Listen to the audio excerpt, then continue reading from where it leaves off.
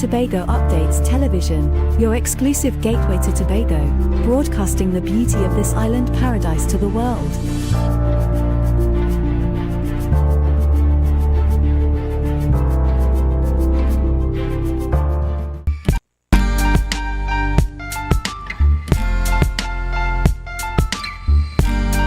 Put a smile on your face when you're moving from place to place. Good morning, good morning, morning, good morning, morning. Good morning and welcome to the morning show on Tobago Updates Television. It is Thursday, 24th May. Why am I in February? 24th May 2024, and it is a wet one on the outside this morning. So wherever you're heading to right now, we hope that you exercise safety. Make sure you walk with your umbrellas and wear appropriate shoes so your toes and feet will be covered. We're coming to you live from the Port Mall in Scarborough, Tobago, and I am Adana Kumbi. This morning I will be taking you through our program this morning. So of course we ask that you sit back, relax and enjoy our program this morning, and of course phone a friend or two as we get into our conversations this morning. But before we head there, of course, we have to head on over to the news in 90 seconds. News in 90 seconds is brought to you by Standards, never beaten on quality and prices. Thank you, Adana. Here is your news in 90 seconds for Thursday, May 22, 2024. A 49-year-old Crown Point man appeared virtually before a master of the High Court charged with the murder of Deborah Gopal, which occurred on Tuesday, March 26, 2024. Hilton Oliveri, a straightener from Tobago, was charged yesterday. The sufficiency hearing date has been set for January 30, 2025. Gopal, 56 of Crown Point, Tobago, was found dead in a burning vehicle around 9:20 p.m. on March 26 along the Claude Noel Highway. Officers of the Homicide Bureau of Investigation, with the assistance of Tobago Divisional Task Force, the Research Analytic Unit, and the Criminal Records Office, conducted intensive investigations leading to the arrest of one male suspect. Up next, Chairman of the Tobago Division of Trinidad and Tobago Chamber of Industry and Commerce, Curtis Williams, acknowledged the concern of the crime situation on the island. However, he disagrees with the perception that the situation is irreversible. Williams believes upcoming launch of the Public Security Department under the Office of the Chief Secretary and the possibility of a police force under the THA could help address the issue. He is also optimistic about measures discussed with the Commissioner of Police and the initiatives developed by the Chamber of Commerce to combat crime. And finally, kidnapped victim Anisha Hossain Singh has been released by her abductors. She was reportedly found near the Karoni cremation site after 10 p.m. last night. A passerby discovered Hossain Singh and took her to the St. Joseph police station. The 27-year-old spent 5 days in captivity after being abducted on Saturday in El Dorado. And that was your news in 90 seconds. Life is good with zero interest for 6 months, zero down payments, zero stress payment plan. That's right. With Standards, my terms, we are putting the power of zero in your hands. Now, you can get that new sectional, fridge, stove, or TV for zero down. Pay zero interest later and enjoy a zero stress payment plan plus quick approval within 48 hours. Standards, never beaten on quality and prices. Thank you there, Biana, for your news in 90 seconds. And this morning, I just want to say congratulations to our young primary school athletes there, participating in the National Primary School Track and Field events there in Trinidad yesterday. And of course, reporting so many medals. And I just want to say congratulations to all the teachers, the students, the coaches, and of course, our athletes. Many congratulations. Of course, our support is always with you. And we're always so happy to hear when you are doing well well. And we, of course, are going to congratulate you. We're going to continue to encourage you and to help you, continue to go after your goals. Biana, how is it for you this morning? I know it's a wet morning this morning. How is it for you this morning? Well, this morning is pretty wet, yes, but I can do a little bit with more sleep. But unfortunately, I have to come out and go to work. And as you were speaking about the primary school students participating in the sports yesterday in Trinidad, I was scrolling through social media, which is Facebook, and I was seeing some of the, the supporters there, thick and thin, they were just posting, commenting, and congratulating those students. So I, want to congratulate those students who would have, placed first in their races, or the students on a whole in Tobago for their participation, the great showing they had yesterday. Of course, definitely. And of course, we must say kudos to the parents. Yes. Some parents took the day off work and they went with their children. And, that's exactly what we need. That's what we need, to show support to our children. And they look forward to mommy being there or daddy being there, or some person, whether it's their teachers, their Yes. coaches. So congratulations also for the entire community that is behind our young children as they participate in these sporting activities. And we're looking forward to see, of course, you're going to hear more about this on Friday with in Marcus. our sports segment with Marcus. Of course, I'm sure he's burning to tell you all the good news, because I know there are lots of medals. I saw plenty gold and silver medals there. So, of course, he will be able to give you the total figure and the names to go, and the as overall well as the placing of Tobago students as well. That's right. That's right. So still look out for that tomorrow morning. All right, ladies and gentlemen, of course, we say thank you so much for joining us this morning. Thank you for choosing the morning show on Tobago Updates Television. And I want to say good morning to all of you who are viewing us on our Facebook live stream, on our YouTube channel, and on Amplier 102. Wherever you're viewing us from this morning, we want to say good morning to you and thank you so much for choosing us. Before we get into our show, of course, we have to head on over to our birthday shout-outs,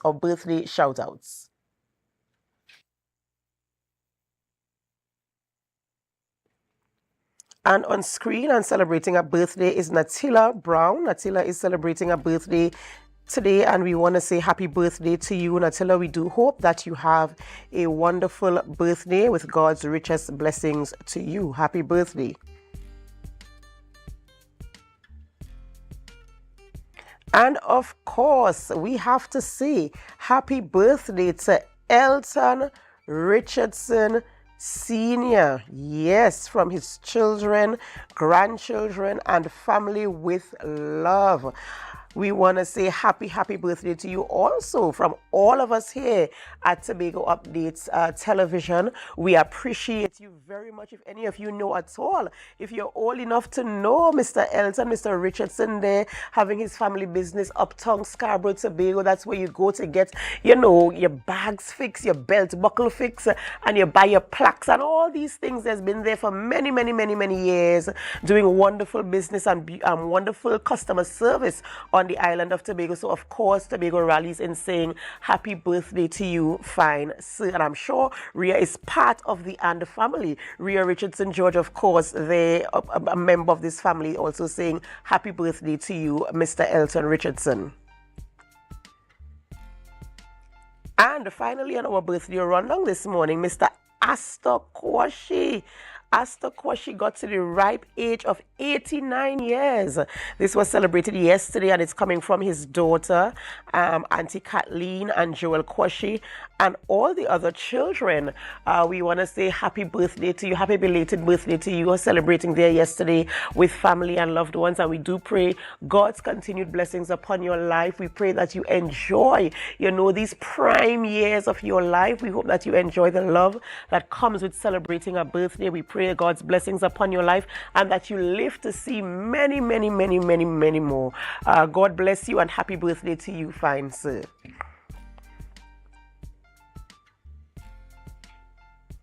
All right, viewers, you might be wondering, who are we having conversations with this morning in studio?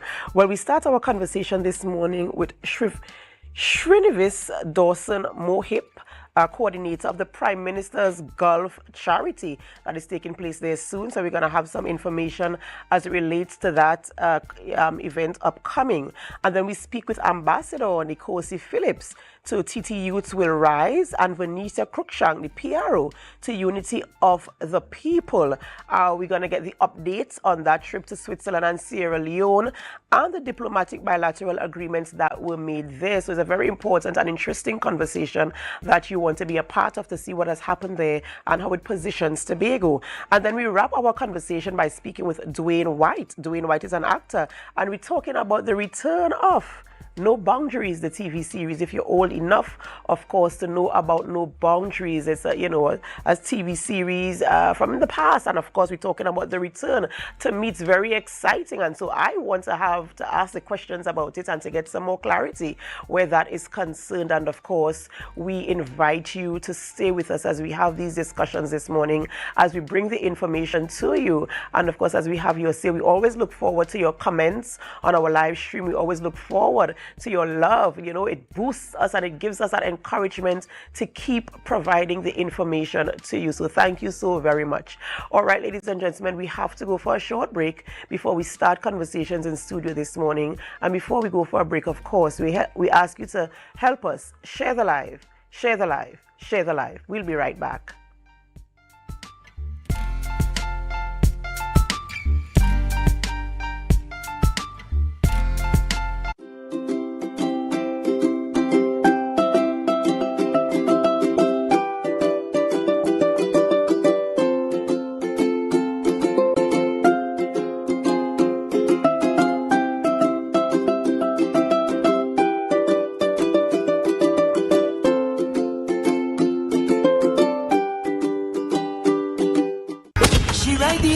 Jump in the range, 100 funny dance, much your money mean. Don't need your love, that I cost me 50 pay. Like King Solomon, a bag a girl to me name. Every girl broke out, Lord, broke out. Me say hot girl, understand your time fi step out. Big bumper girl, your time fi get strap out. Hand on your knee, treat a girl and your body. And every girl I get wild out tonight. Why? Party in my out tonight. If she suck, me a fine out tonight. I you know what a wild out tonight. Out the blue light, fi a try out the back. Coconut's Cafe, the buffet restaurant that specializes in all your tasty local dishes for breakfast and for lunch. Breakfast includes coconut bake and sada roti, served with chokers, buljoil, and sausages in tomato sauce. Not forgetting beef and cheese pies, shepherd's pie, macaroni pie, and rice in various styles. Meats served in a variety of flavors, garden salads, and pasta salads.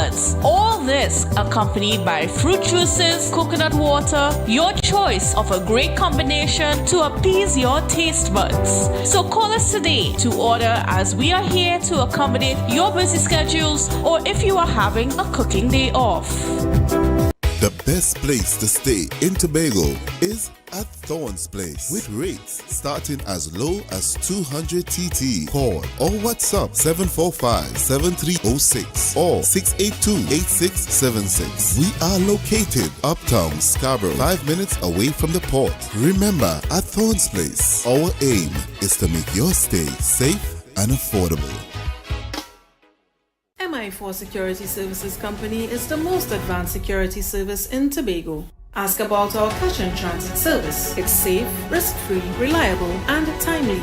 We provide safe banking delivery for all business types and sizes with highly trained staff, 24/7 monitoring, coordinated emergency response, and a well-maintained fleet of armored vehicles. Contact us at 660-7723 or visit our website at www.mi4securitytt.com to sign up today.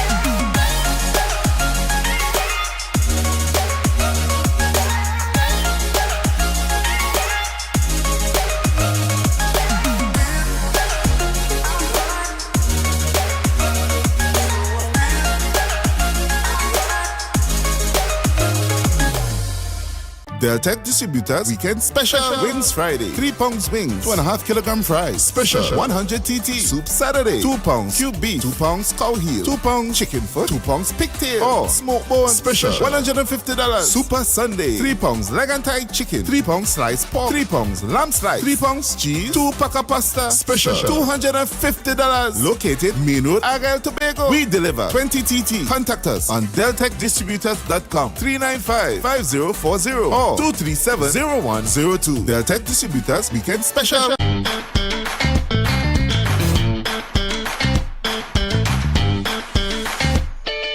Need a fresh start? Upgrade your life with the things you want. At Standard Distributors in Canaan, life is good with zero. Get that amazing fridge, the stylish sofa with zero down and easy financing. Your dream house is within reach. Visit Standard Distributors today. Life is good with zero.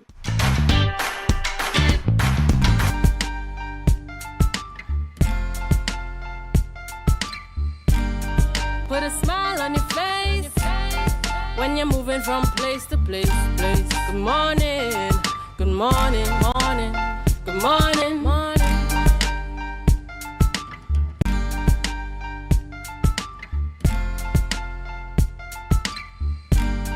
Put a smile on your face when you're moving from place to place. Good morning, good morning, morning, good morning, morning. Welcome back to the morning show on Tobago Updates Television. I am Adana Kumbi, and it's a cool morning this morning, as I said, wet morning. And we are going to take some time to open the phone lines this morning for you to call in this morning. You can share your birthday shout-outs. Perhaps there's somebody that you want to say happy birthday to who has not been on our rundown this morning. You can bring greetings this morning on the phone lines. They are going to be open in a short. So you want to sit next to your phone. The number is 284-6597. So you can phone in there, of course, to leave your comments, leave your reviews, talk about your concerns just for a few moments. This morning, we invite you, of course, to call in. So the lines will be open in a short. I just want to say, while we're getting the lines ready to be open, good morning to all of you who are here. We always say that we appreciate you so much. It is because of you why we are the #1 morning show in Trinidad and Tobago. And I want to say a special shout out to people like Pearl Murray Baird, who is always there giving encouragement. Marilyn Spence, good morning to you. Linda Brown, good morning to you as well. Auntie Dora Lyons, good morning. I see someone saying happy belated birthday to Julian Skeet, coming from Marilyn Spence. Joefield, thank you so much. His birthday was yesterday, and of course we celebrated him here right on the show, the morning show as well. Robert Fraser, we want to say good morning to you as well. Otis Nixon, always in the mix there. We want to say good morning to you. Good morning, Julian Skeet. You might be listening as well. Good morning to you. Good morning to your family, of course, and your loved ones. Good morning to all of you viewing us here in Trinidad, in Tobago, in the Caribbean region, in the United States, in Canada, in Africa, wherever you are, in Australia, wherever you are watching us from this morning. We want to say thank you so much. The phone lines will be opened shortly, so stand near to your phone so you can call in and have conversations with us. We'll be right back.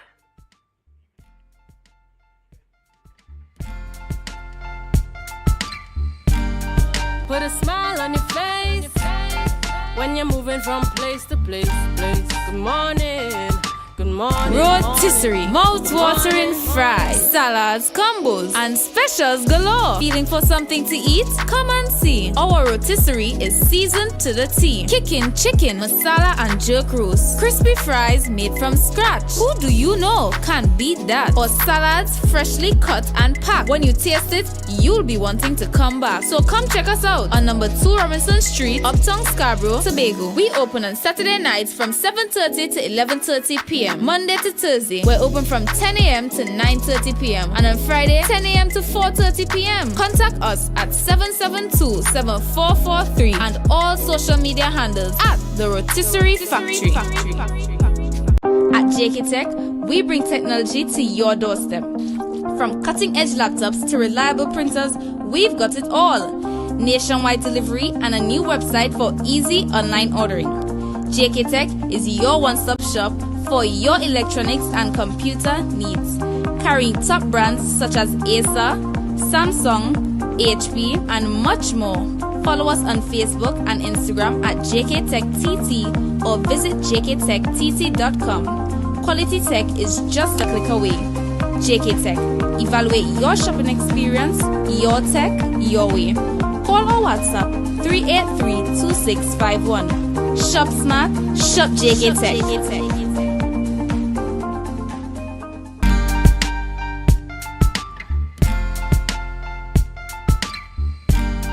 Put a smile on your face when you're moving from place to place. Good morning, good morning, morning, good morning, morning.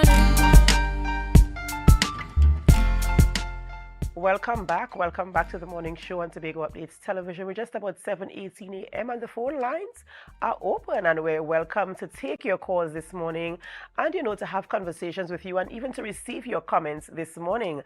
Good morning and welcome.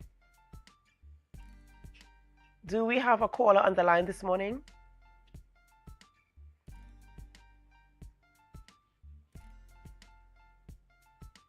All right, the phone lines are open this morning, so you can call in this morning, as I mentioned, just to leave greetings, maybe for your family, your friends, your loved ones, to give comments, even for our team here at Tobago Updates Television, or just to raise, maybe you might have one concern or the other that you've not heard us talk about.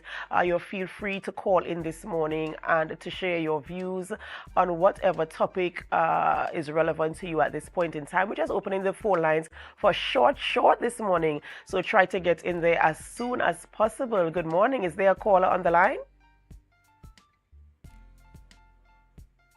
All right, ladies and gentlemen, it's Thursday, 24th May 2024. And of course, it's the day before we head into the weekend. Tomorrow is Friday, and some people start celebrating from as early as Thursday afternoon. So we'd love to hear what your plans are for the weekend as we get on into it. And of course, next week, as we know, is a short week.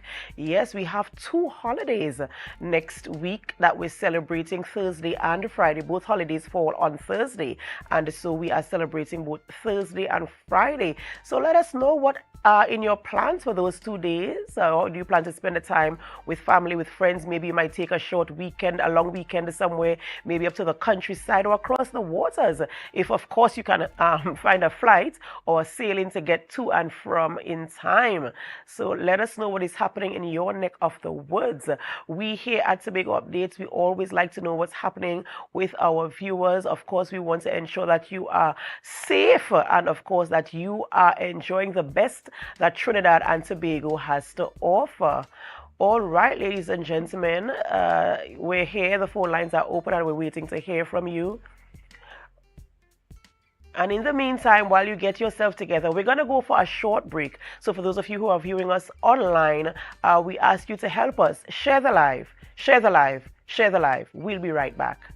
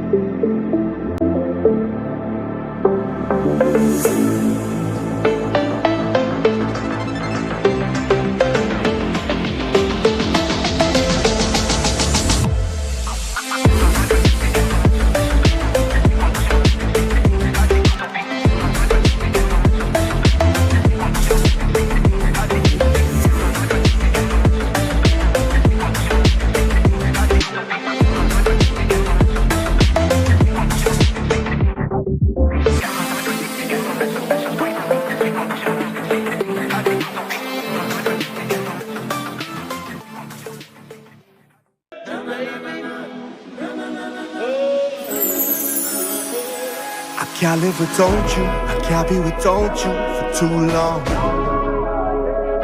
Cause when I'm around you, I feel like the heavens has come down. I feel it in my soul every time we on the road is a miracle.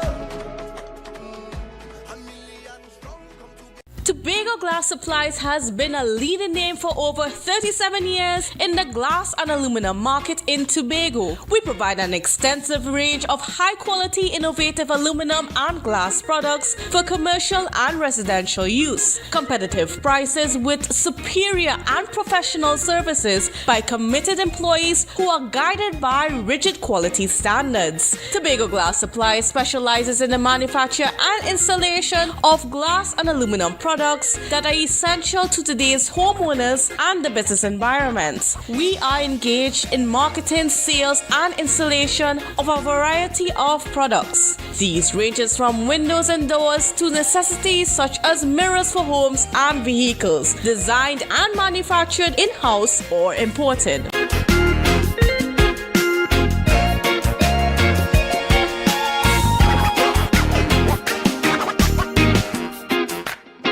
You can now get whatever you need whenever you need it anywhere in Tobago with Tobago. Your meals, medication, groceries, and shopping all delivered directly to you. No more hassle, no more stress. Get the Tobago app today on Google Play or Apple App Store. That's TAPPOGO and let us deliver to you. Check our website at www.tapogo.app or call the experts at 494-TOGO and 484-4746. Tobago. Relax. We will get it to you. Tobago's at your service.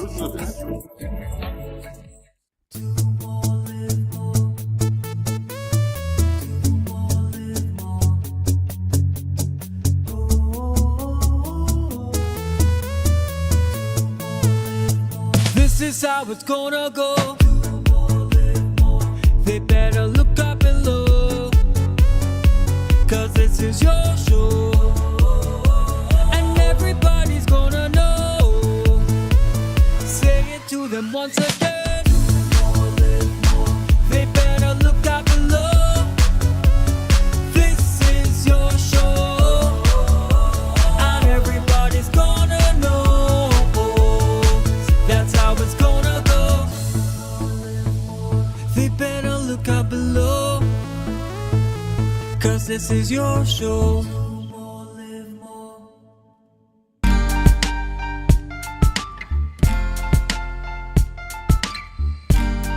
Put a smile on your face when you're moving from place to place. Good morning, good morning, morning. Welcome back to the morning show on Tobago Updates Television, and we are going to start one of our conversations this morning. We're speaking with Dwayne White. No, not the Dwayne White on our rundown, but another Dwayne White, yes, because Tobago has so much talent. This is actually an actor in the Tobago space that we're speaking to this morning. Dwayne White, are you with us this morning?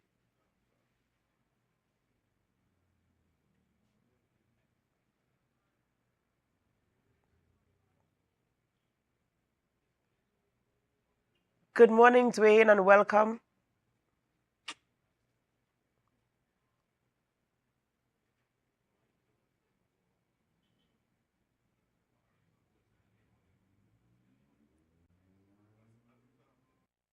Right, so Dwayne is an actor in morning. the Yes, Tobago my space. my Okay. We're now hearing you, Dwayne. We're now yes, hearing you. my mic was on mute. Sorry about that. Good morning again. Good morning, Tobago by extension, Trinidad and Tobago. Good morning, Tobago updates.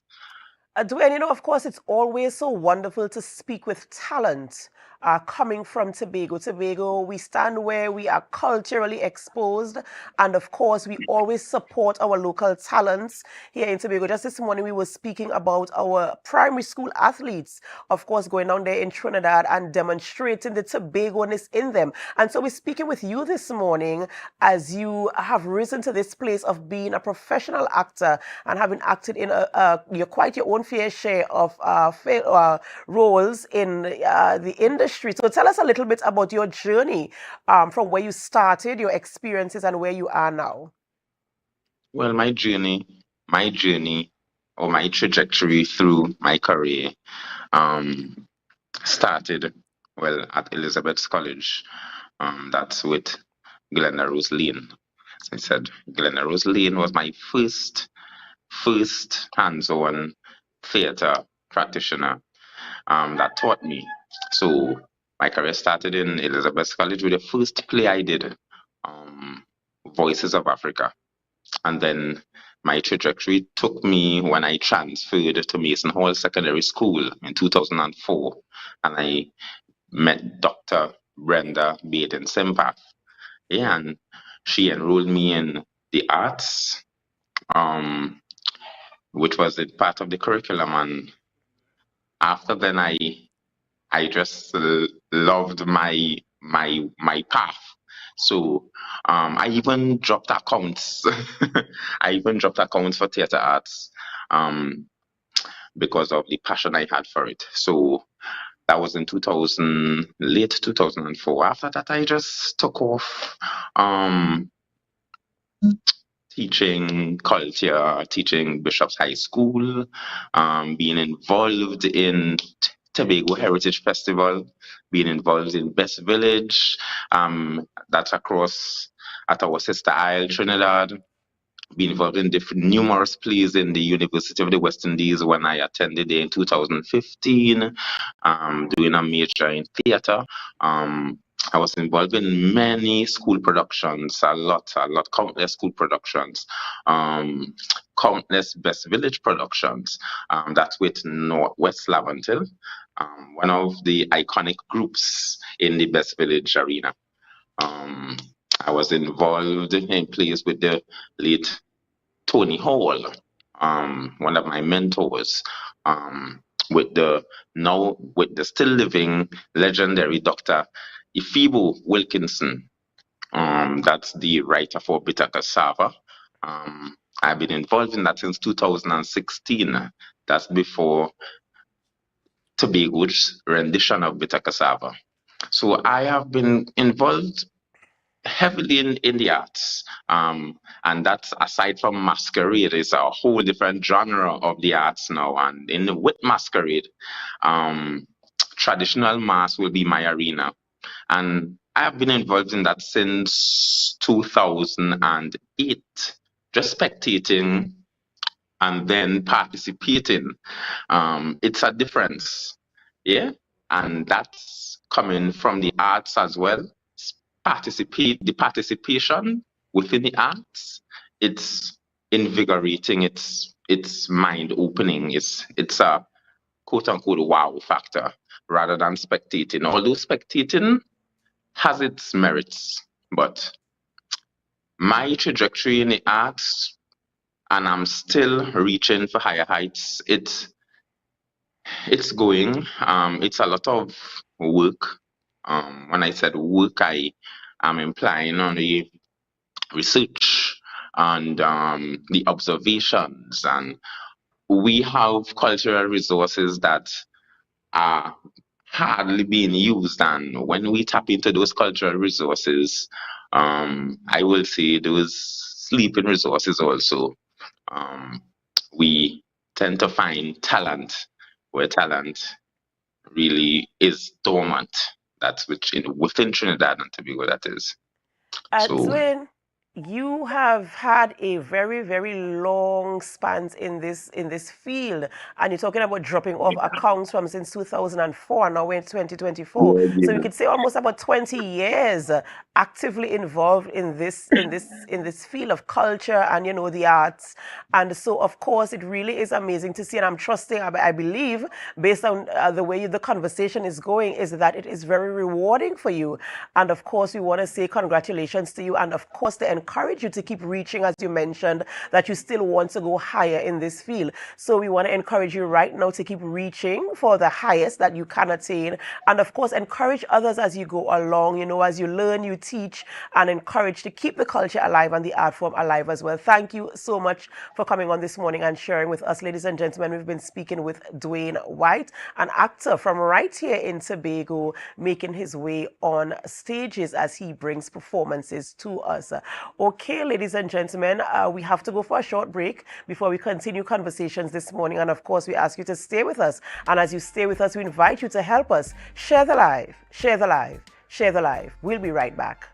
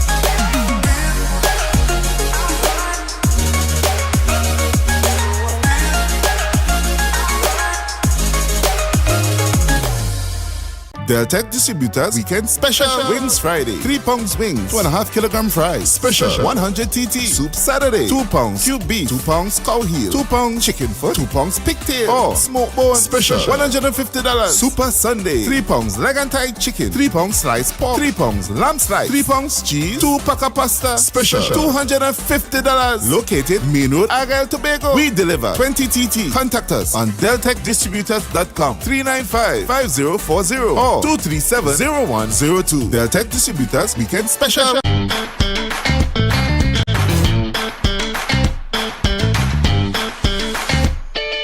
Need a fresh start? Upgrade your life with the things you want. At Standard Distributors in Canaan, life is good with zero. Get that amazing fridge, the stylish sofa with zero down and easy financing. Your dream house is within reach. Visit Standard Distributors today.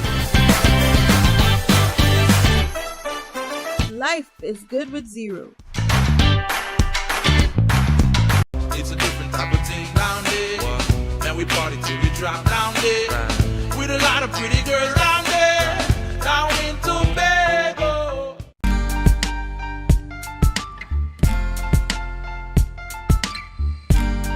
Put a smile on your face when you're moving from place to place. Good morning, good morning, morning.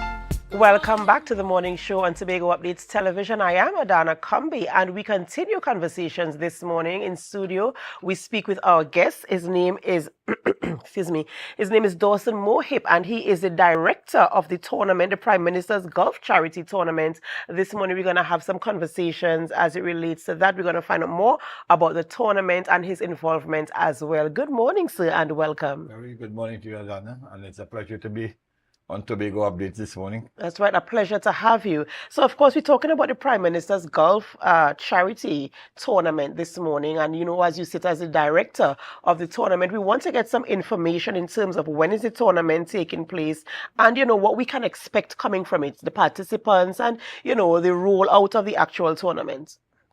Okay, well, first of all, I must say that it's our 26th tournament. It originally started with the Honorable Basdeo Pandey in 1998, around that time, and subsequently all our prime ministers has kindly acceded to be the patron of the tournament.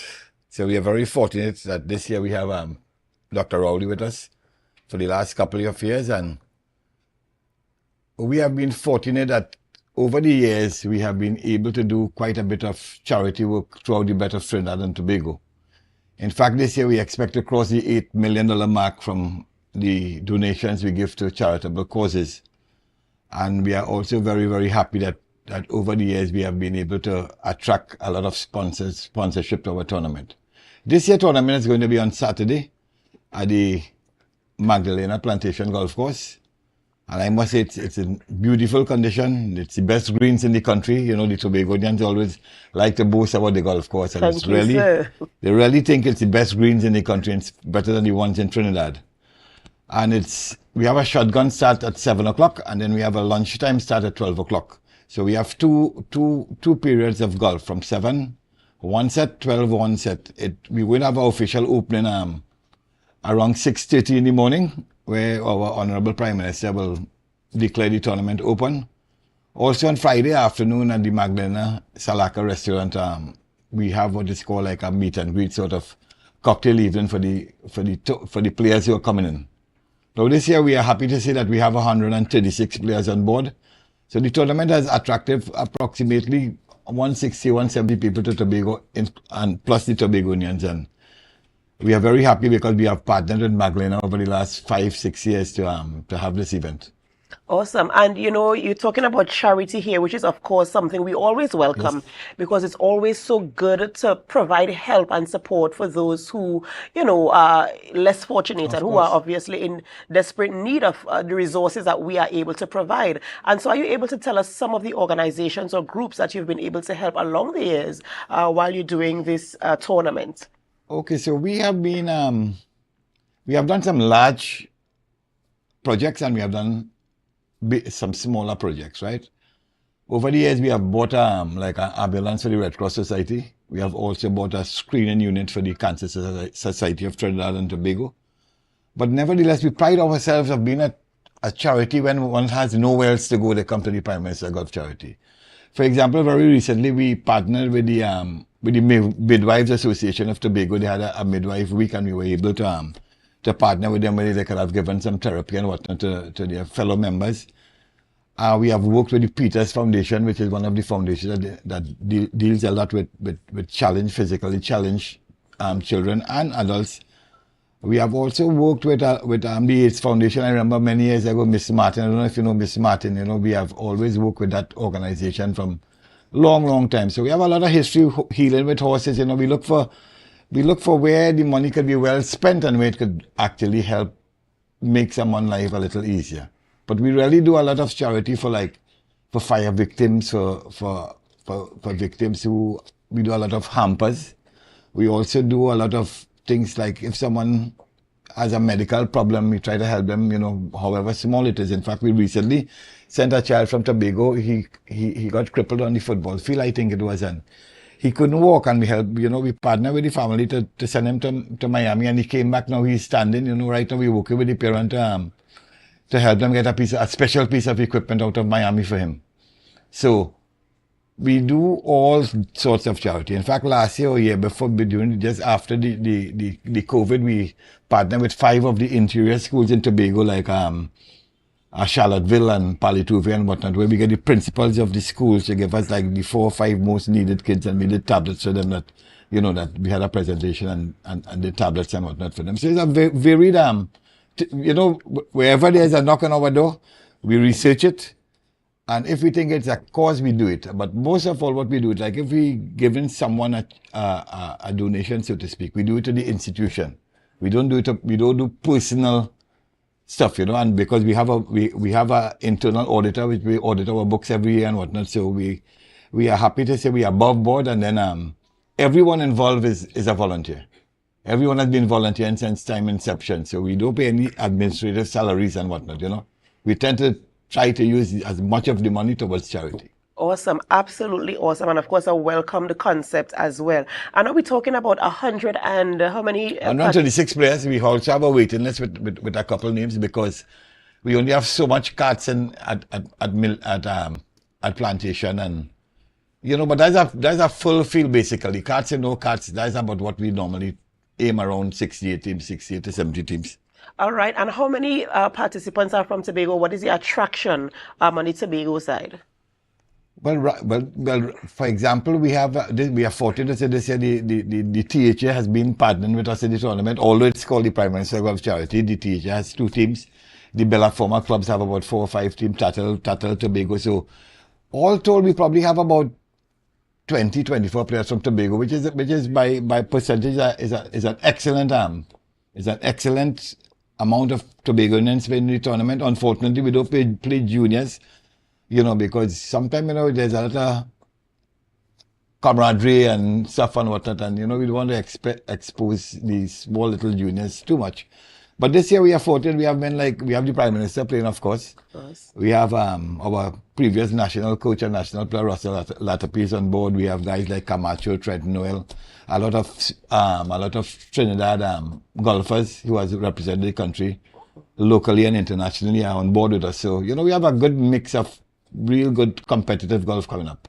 Of course, it sounds absolutely amazing. And, you know, I want to wish you all the best there on the weekend as you get into it. You know, 6:30 is an early call, but I'm sure your golfers are used to this. This is what happens, you know. We have to start at 7 a.m. and to get the show on the road. Well, you know, golfers will weather anything except probably earthquake or something to reach on the golf course. So, you know, and, you know, it's funny that, you know, people are punctual. They all get flights. You know, very rare we'll have a problem with we will have a problem with people not being able to get the air bridge to come across, if I could use the term air bridge. We are fortunate. We have like NGC on board. We have Southern Sales on board. We have NLCB on board. I said we have the THA on board. Caribbean is one of our major sponsors, and they assist us in any and every way to bring our players across, you know. So if a guy say he cannot come to the tournament, it's not because of Caribbean Airlines. Caribbean Airlines is doing a marvelous job for us this year. And, you know, even our other sponsors, our product sponsors and our prize sponsors and whatnot, you know, people like to get on board for this tournament because I think they believe that the charity is doing the right things. And we always try to sell volunteerism because, you know, you vote once in every 5 years for the party you want to win. But when you volunteer every day for the society you want to win. So people little by little are getting to understand what the volunteerism work is about. And sometimes if you cannot physically volunteer, you could use your company assets and whatnot to become volunteers and make the country a better place, as the case might be. And if somebody or an organization or group wants to, a corporate entity wants to volunteer or to be a sponsor, to be a partner with you, how do they reach out to you to be partners? Well, we have our Facebook page and we have our media and social media accounts where you could put things in. My number is, you could call me. We could always share the number, like 2907778. They give me a call and I will put them onto our treasurer or chairman, as the case might be. Fortunately, I wear both hats. I also wear the hat as the chairman of the charity arm of the charity. So that's the reason why I am so familiar with the work we do and all these things and whatnot, you know. Right. And I really want to say congratulations to this particular charity because, sometimes charities are focused on one specific area. Yes. But here you are expanding it to wherever the need is once it aligns with your core values and you, as you said, you do the investigation and see that the need is, legitimate. So many congratulations to you on that. Then also, and as we be on public television, you see, like when we did the thing with the Midwife Association, I didn't know no chance. We just met by chance and we talked.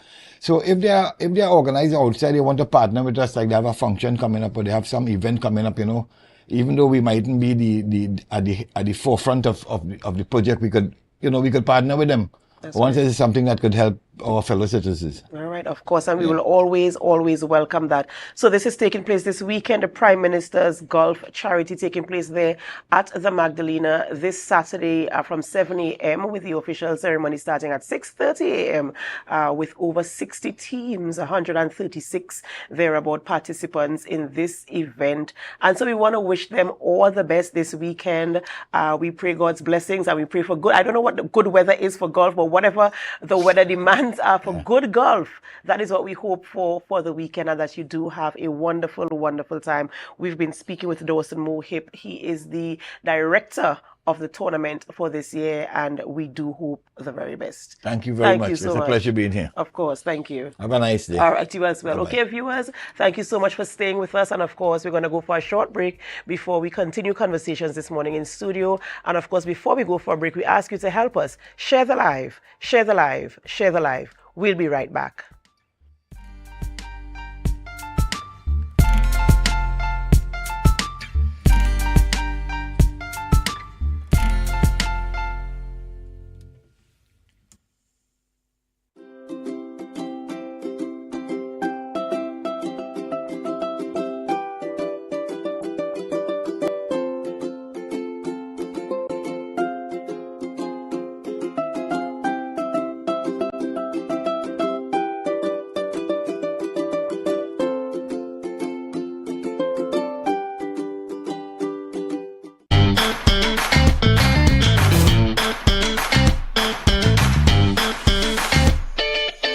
Fresh start?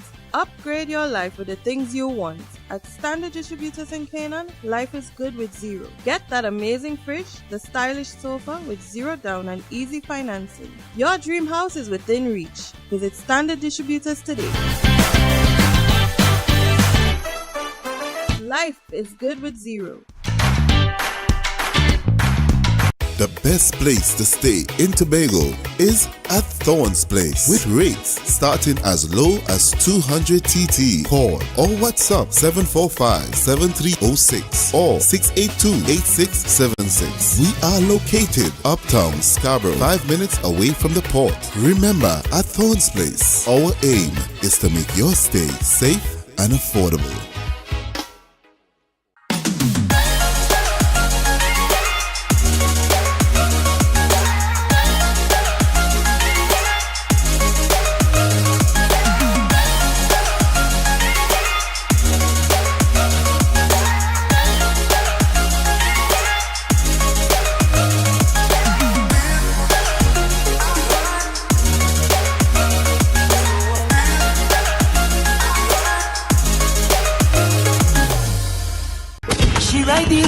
come jump in the range and drop money that you want your money mean. Don't need your love that I cost me fi pay. Like King Solomon a bag a girl to me name. Every girl broke out, Lord, broke out. Me say hot girl and decide your time fi step out. Big bumper girl, your time fi get scrub out. Hand on your knee, you treat a girl and your body. And every girl I get wild out tonight. Party in my out tonight. If she suck me a fine out tonight. And you don't know what a wild out tonight. Out the blue light, fi a try out the vibe. Coconut's Cafe, the buffet restaurant that specializes in all your tasty local dishes. For breakfast and for lunch. Breakfast includes coconut bake and sada roti, served with chokers, bull joil, and sausages in tomato sauce. Not forgetting beef and cheese pies, shepherd's pie, macaroni pie, and rice in various styles. Meat served in a variety of flavors, garden salads, and pasta salads. All this accompanied by fruit juices, coconut water, your choice of a great combination to appease your taste buds. So call us today to order, as we are here to accommodate your busy schedules or if you are having a cooking day off. MI4 Security Services Company is the most advanced security service in Tobago. Ask about our cash and transit service. It's safe, risk-free, reliable, and timely. We provide safe banking delivery for all business types and sizes with highly trained staff, 24/7 monitoring, coordinated emergency response, and a well-maintained fleet of armored vehicles. Contact us at 660-7723 or visit our website at www.mi4securitytt.com to sign up today.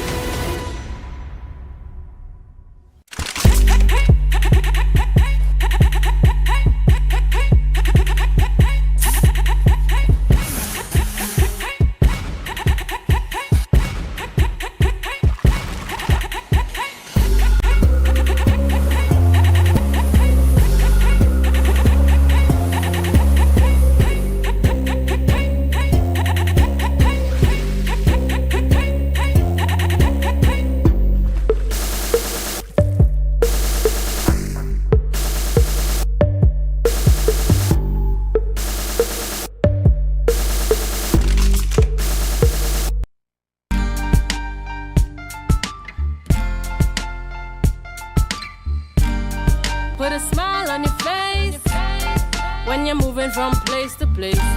Good morning, good morning, morning, good morning, morning. Welcome back to the morning show on Tobago Updates Television. I am Adana Kambi, and we're just about 7:51 a.m. So, of course, if you're getting to work for 8 a.m. and the children off to school, you might be a little bit late. It does not mean that you need to speed. Remember to drive safely on our nation's roads. All right, ladies and gentlemen, we continue this morning conversations in studio with our guest. And right now we're speaking with Ambassador Nikosi Phillips to TT Youths Will Rise and Vanessa Cruikshank, the PRO to Unity of the People. We're speaking this morning about a specific trip that took place in Switzerland and Sierra Leone, where they also had diplomatic bilateral agreements.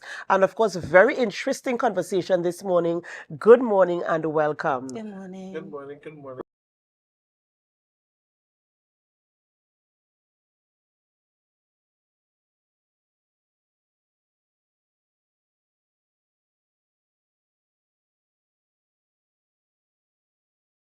Tobago Glass Supplies has been a leading name for over 37 years in the glass and aluminum market in Tobago. We provide an extensive range of high-quality, innovative aluminum and glass products for commercial and residential use. Competitive prices with superior and professional services by committed employees who are guided by rigid quality standards. Tobago Glass Supplies specializes in the manufacture and installation of glass and aluminum products that are essential to today's homeowners and the business environment. We are engaged in marketing, sales, and installation of a variety of products. These ranges from windows and doors to necessities such as mirrors for homes and vehicles, designed and manufactured in-house or imported.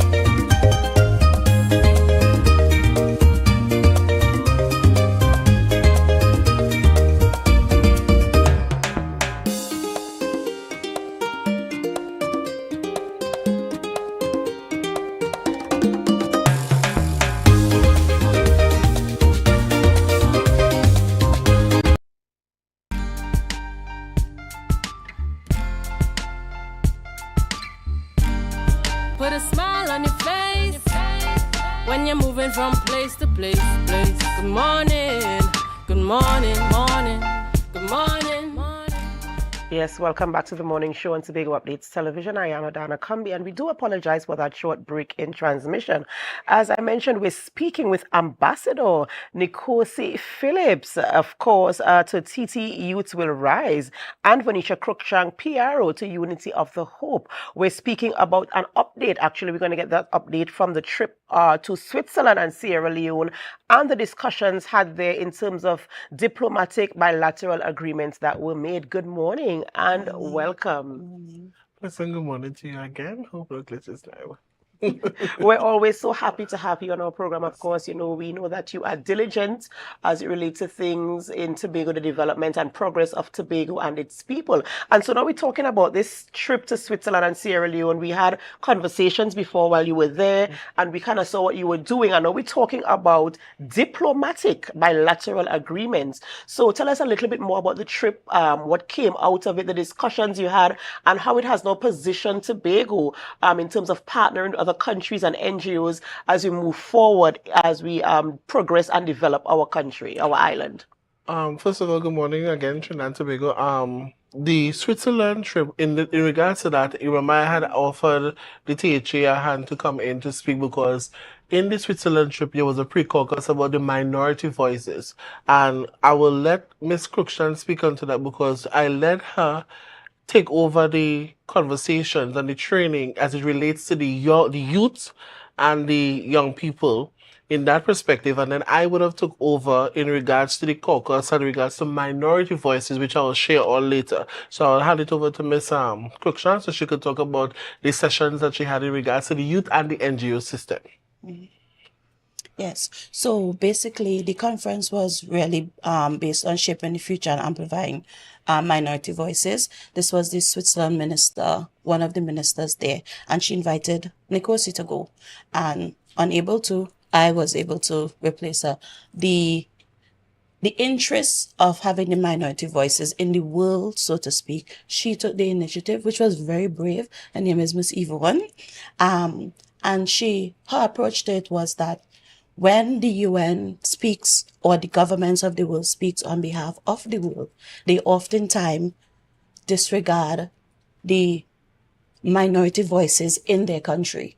Oftentimes it's always the agendas pertaining to economics and trade and those relationships, as opposed to the disparities that is happening within their communities on the grassroots. So she took the opportunity to invite NGOs as well as political leaders, traditional leaders from all over the world, from Africa, from Brazil, I happen to be from Trinidad and Tobago. There were people from different African countries, a lot of traditional leaders, different kingdoms from African countries that you otherwise would not have known that they do have an input in global development.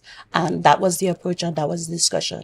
So she targeted youths. We had a youth discussion where there were NGOs from different places in the world. The United States had different organizations that are all around the world, as well as in relations to the UN, as well. The UN really just hosted for the conference, but most of the countries had NGOs that you never heard about. Some we knew, like the Boy Scouts and stuff like that, but it was an opportunity for us to dialogue and network and see where solutions could be offered to the UN when the summit comes up in September.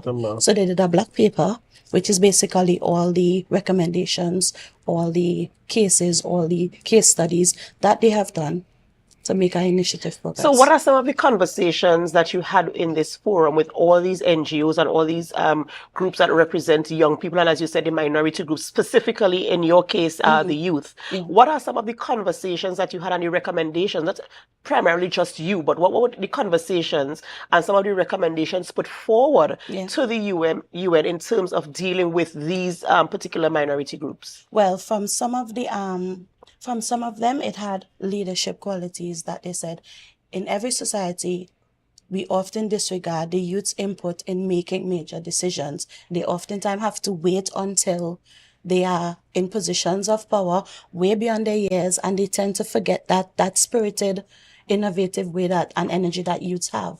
That was one of the things I put forward, that policies should be made for companies, even simple companies, they can institute where there's a youth leadership process to taking over companies, to being able to train them within whatever field they're dealing with. That was one of the initiatives. There was the girl from London. She's the youngest judo champion. Her name is Anaya. She has been training people within her field, even though when she became champion, there was no cameras on her. Nobody knew who she was. Her mother went to BBC when they did the whole thing. She took that opportunity as a platform to make sure younger girls are able to. So she recommended, once I open the door, everyone come after me must be able to see that and teach that and have that principle instituted within her own field. And that was one of the things that came out of the youth discussion.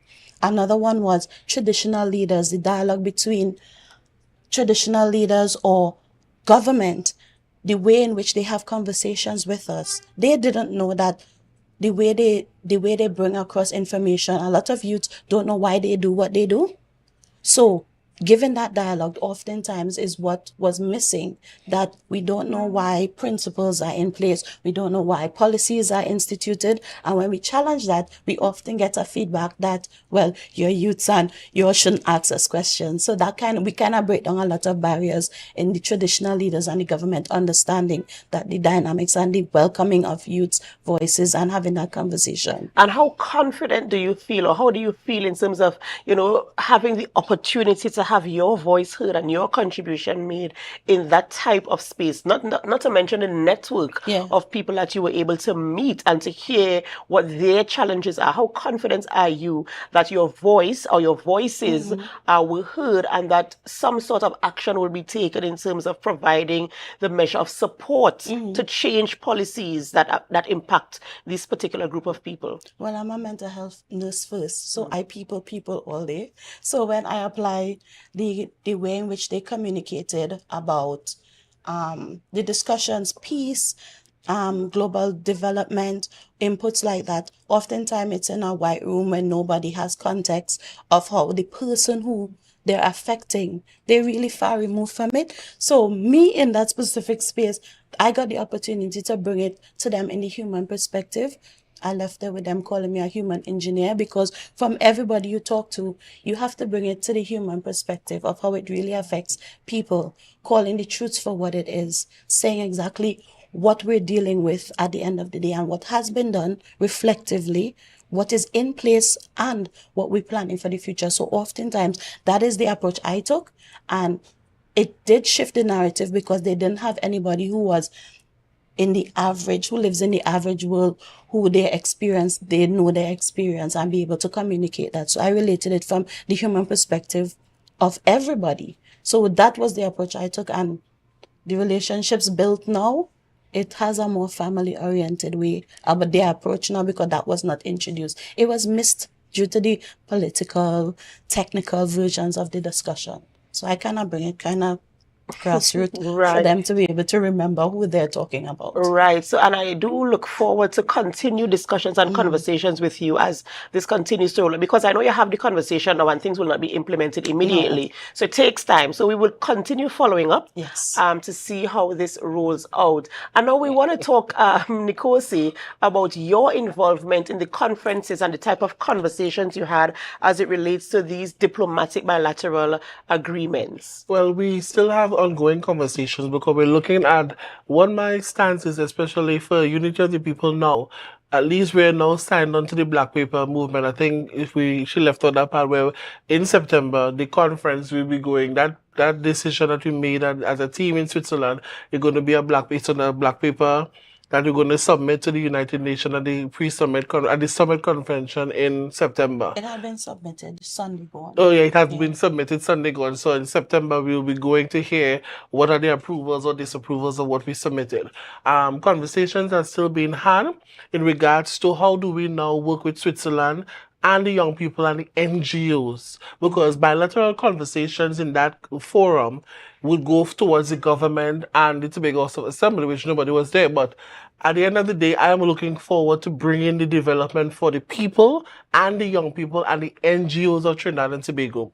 As we move from that discussion there, as I said, things are still taking place. I don't want to preempt anything until we sign off on everything, but it's whatever we get towards is towards youth development, it's what's cultural exchange, and it's also looking at the economic growth, and we're going to be bringing them here for the October Carnival, especially our Cornucopia show. And for the following year, we are going to host, I think it's my time to host one of the NGO conference or summits in Trinidad and Tobago. So for next year, a lot of people are going to be coming from different NGOs around, and that's one of the biggest tasks I think I'll be ever undertaking in Trinidad and Tobago at this point in time.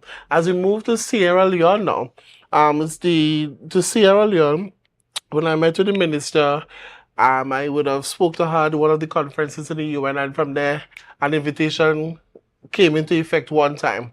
You can see some of the pictures there is one of the some of the things. The Sierra Leone trip was an invitation to, they had their second edition of the National Youth Innovative and Transformative Cultural Festival. And while we were there, the conversations we had, bilateral conversations, would deal with the increased awareness and appreciation of the innovative and cultural contribution of young people. We talk about, we did a preach peace and a campaign against the use of drugs abuse in that presently disturbing the youth in society. And we're also looking at, right now we're having a discussion. I spoke to her this morning just before I come. We are continuing the conversation on a cultural bilateral agreement and partnership whereby we can mix the two different cultures together in terms of dance, in terms of their cultural background and what they have and what we have here in Trinidad and Tobago, because they really wanted the pan. It was a short notice thing, and they wanted to know what the pan was, they wanted to know what our culture was, and that is the conversation we're having now with the Minister of Sierra Leone. She's also the person in charge of the youth tourism in collaboration with Psychology of Winning and the government of Sierra Leone.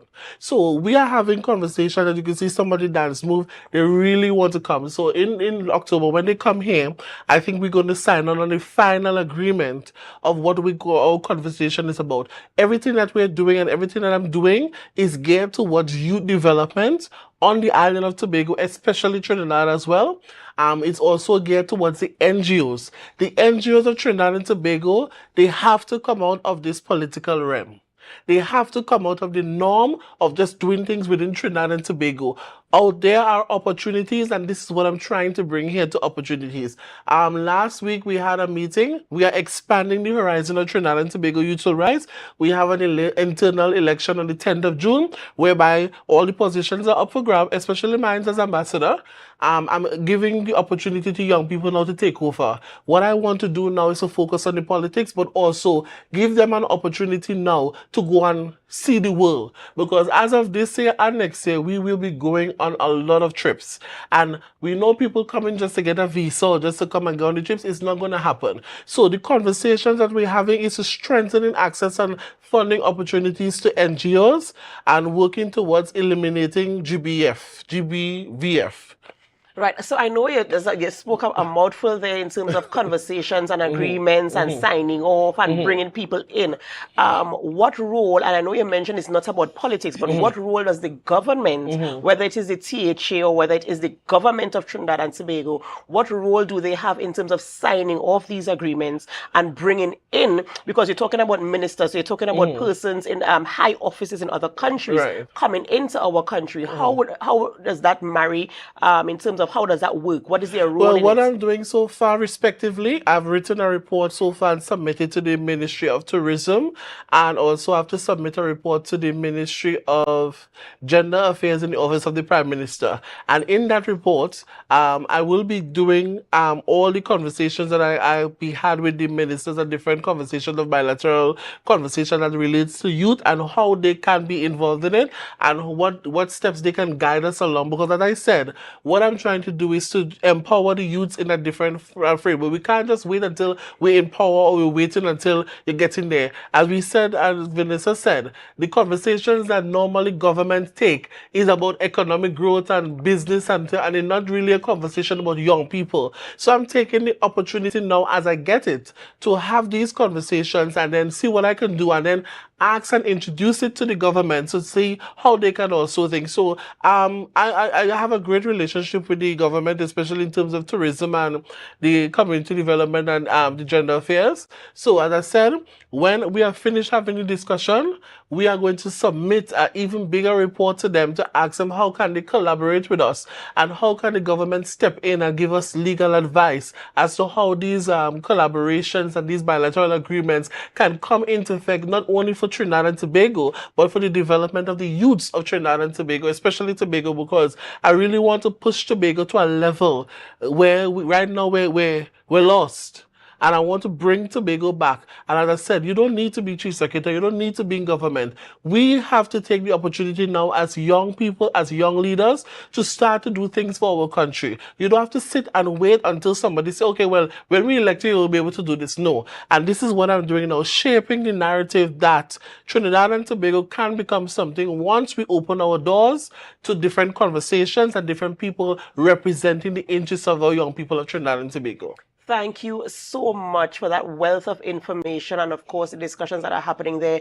And I do hope, I wish you the very best of success. And, of course, I do hope that you get to have those meaningful conversations right here in Trinidad and Tobago with the primary stakeholders, which is the government, of course, and the Tobago House of Assembly, and see how best we can move forward. Ladies and gentlemen, we have been speaking with Nikosi Phillips, the ambassador to TT Youths Will Rise, and also Vanessa Cruikshank, PRO to Unity of the People, as they speak about those trips that took place to Switzerland and Sierra Leone and the discussions had, hoping that they can be implemented in our space for the betterment of all of us right here in Tobago. And this is where we end the morning show on Tobago Updates Television, but we don't end our programming here. We head on over to Tobago Notes and then onto GMT. So stay with us. And as you stay with us, of course, we invite you to help us share the live, share the live, share the live.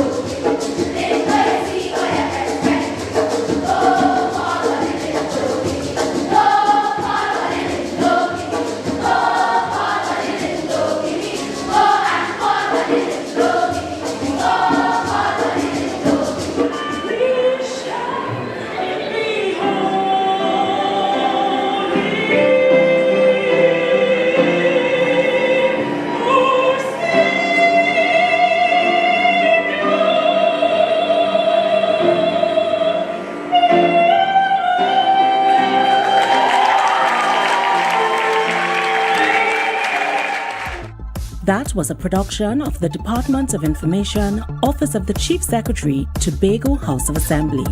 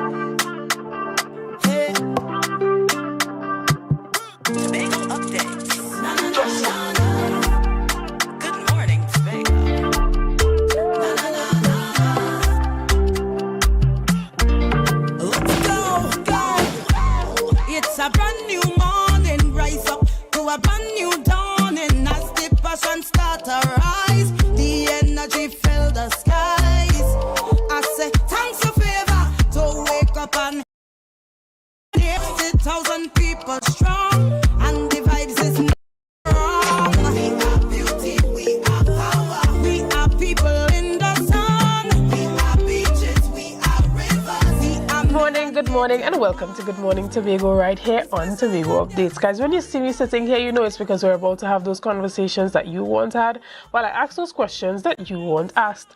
But before we get into this morning's conversations, let's have our news in 90 seconds. News in 90 seconds is brought to you by Standards, never beaten on quality and prices. 49-year-old Crown Point man appeared virtually before magistrate of the High Court, charged with murder of Deborah Gopal, which occurred on Tuesday, the 26th of March 2024. Hilton Orvilliers, a straightener from Tobago, was charged yesterday.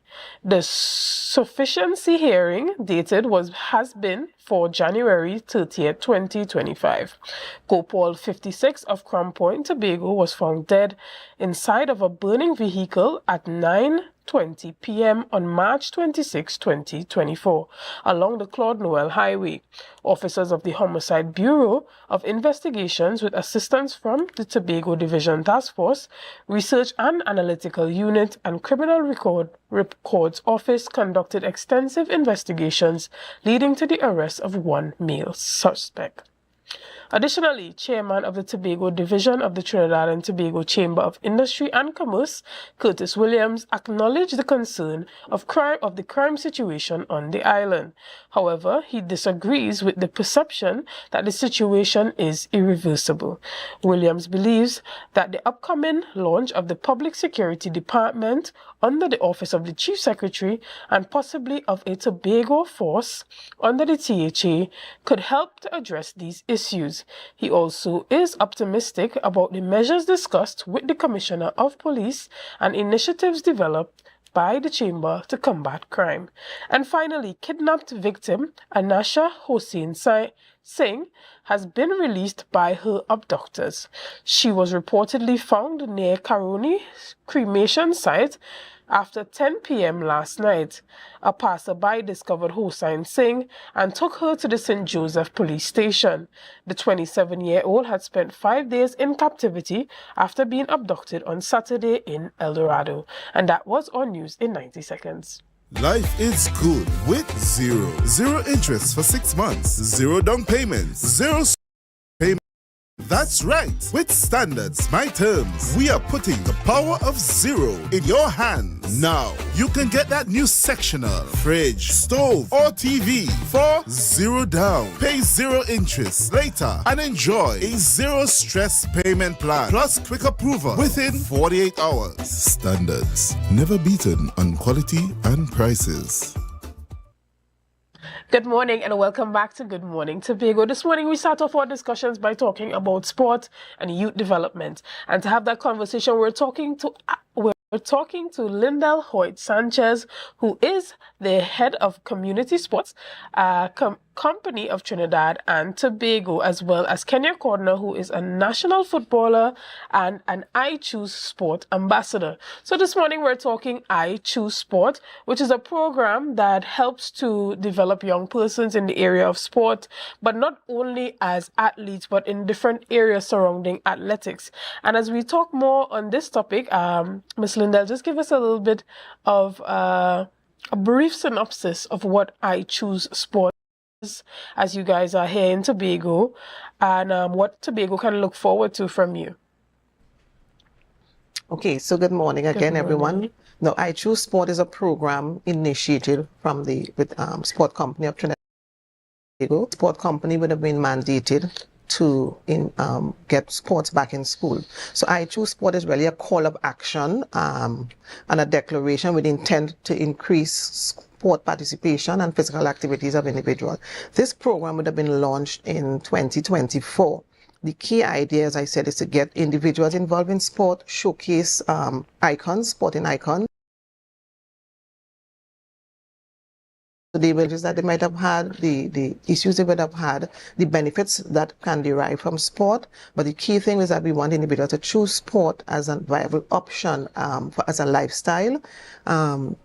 We also want to be able to, through the I Choose Sport program, develop holistic behaviors within individuals. So we're looking to develop better citizens, better performing athletes, and of course, empowering communities and empowering individuals to be more positive and to lead more positive lifestyles. So that's kind of in a nutshell. Excellent. And as I would have indicated before, it's not just about getting into athletics itself, but everything that surrounds that, whether it be sport therapy, coaching, all those areas are being covered. Talk to us a bit about that. Correct. All the avenues that relate to sport. So more or less we're going to highlight careers that are available in sport, not just athletic pursuants, but persons in different areas that you can derive from scholarships. Now, we do have persons getting involved in sport.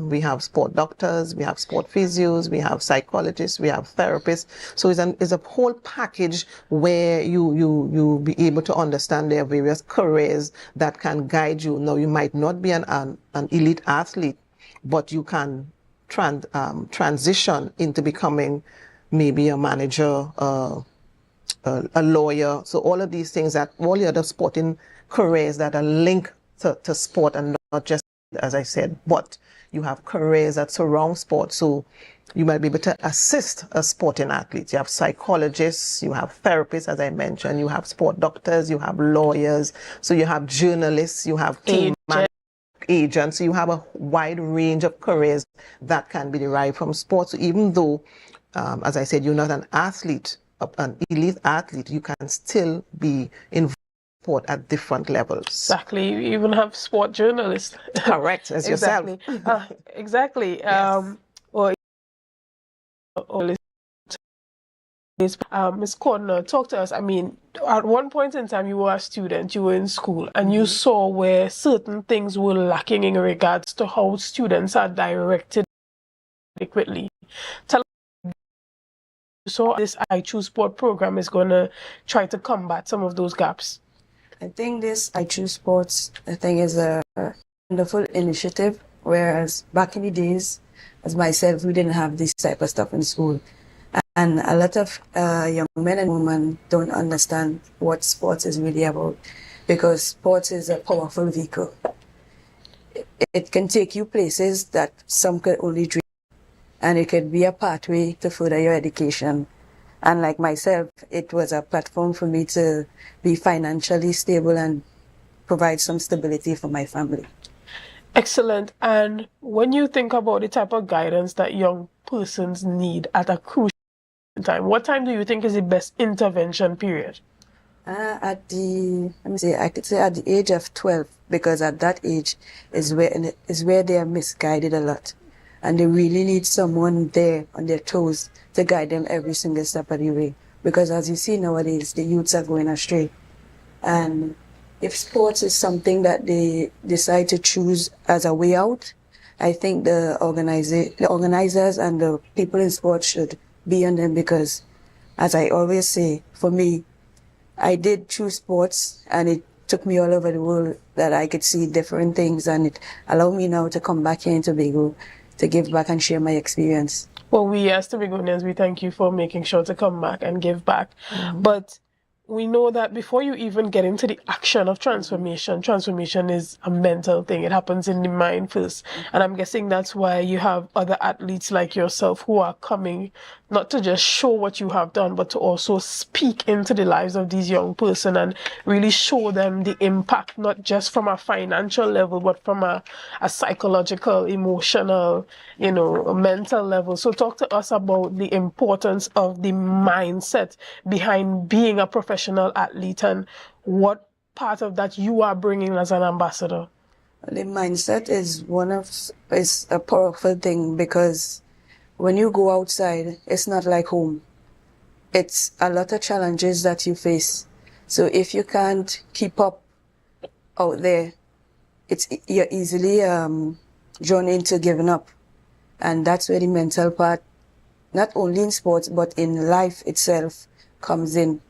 So we as Trinbagonians, we tend to, when we leave here and things get hard on us, we decide to give up. But we have to remember that we have a family, we have people that look up to us, so we have to continue to keep going and work towards our dream. So the mental part in aspect of sport and life is really important. So we're going to see you talking at the schools this week? Of course, yes. Come this Friday at Speyside High. Okay, excellent. And Miss Hoyt Sanchez, talk to us about the actual school tour that we're going to see this week, because I know that you guys have a school tour that's happening from the 23rd to the 29th, which is actually today. So talk to us a bit about what the school tour will entail, and I know that you're going to 9 secondary schools. Correct. Okay, so also what I've mentioned, part of the mandate under the I Choose Sport umbrella, we do have 2 segments. We have sport in schools, and we do have the community engagements. Now with the sport in school, I just go back a little, we do a lot of we are in the primary schools, especially in Trinidad, where we do have athletic assistants there, developing the fundamental skills of the young school students. So basically we're looking at physical literacy to help to develop them, as Kenya said, from age 12, where they can now decide to select whatever sport they want to choose. So we are now developing the base, the fundamental base, run, jump and throw, which can be found in all sporting disciplines. Now within the Tobago space, we are going to all 9 secondary schools. The idea of the caravan, of course, is to expose individuals to the importance of sport. We do have the brand ambassadors that will be speaking to the students about experiences that they would have had, life experiences they would have had. Also, we do have some governing bodies, sporting governing bodies. We do have individuals signing up for a specific sport. We are here to help to guide them to develop their sporting aspirations. We going to encourage clubs to be there. We have governing bodies to be there, where persons who are interested in a particular sport, we can now sign them up for that particular sport and assist where we can to help them to develop further. So the key for us is more or less to develop a wider pool of individuals that we can choose from for national representation. So we're developing that wide pool for national selection.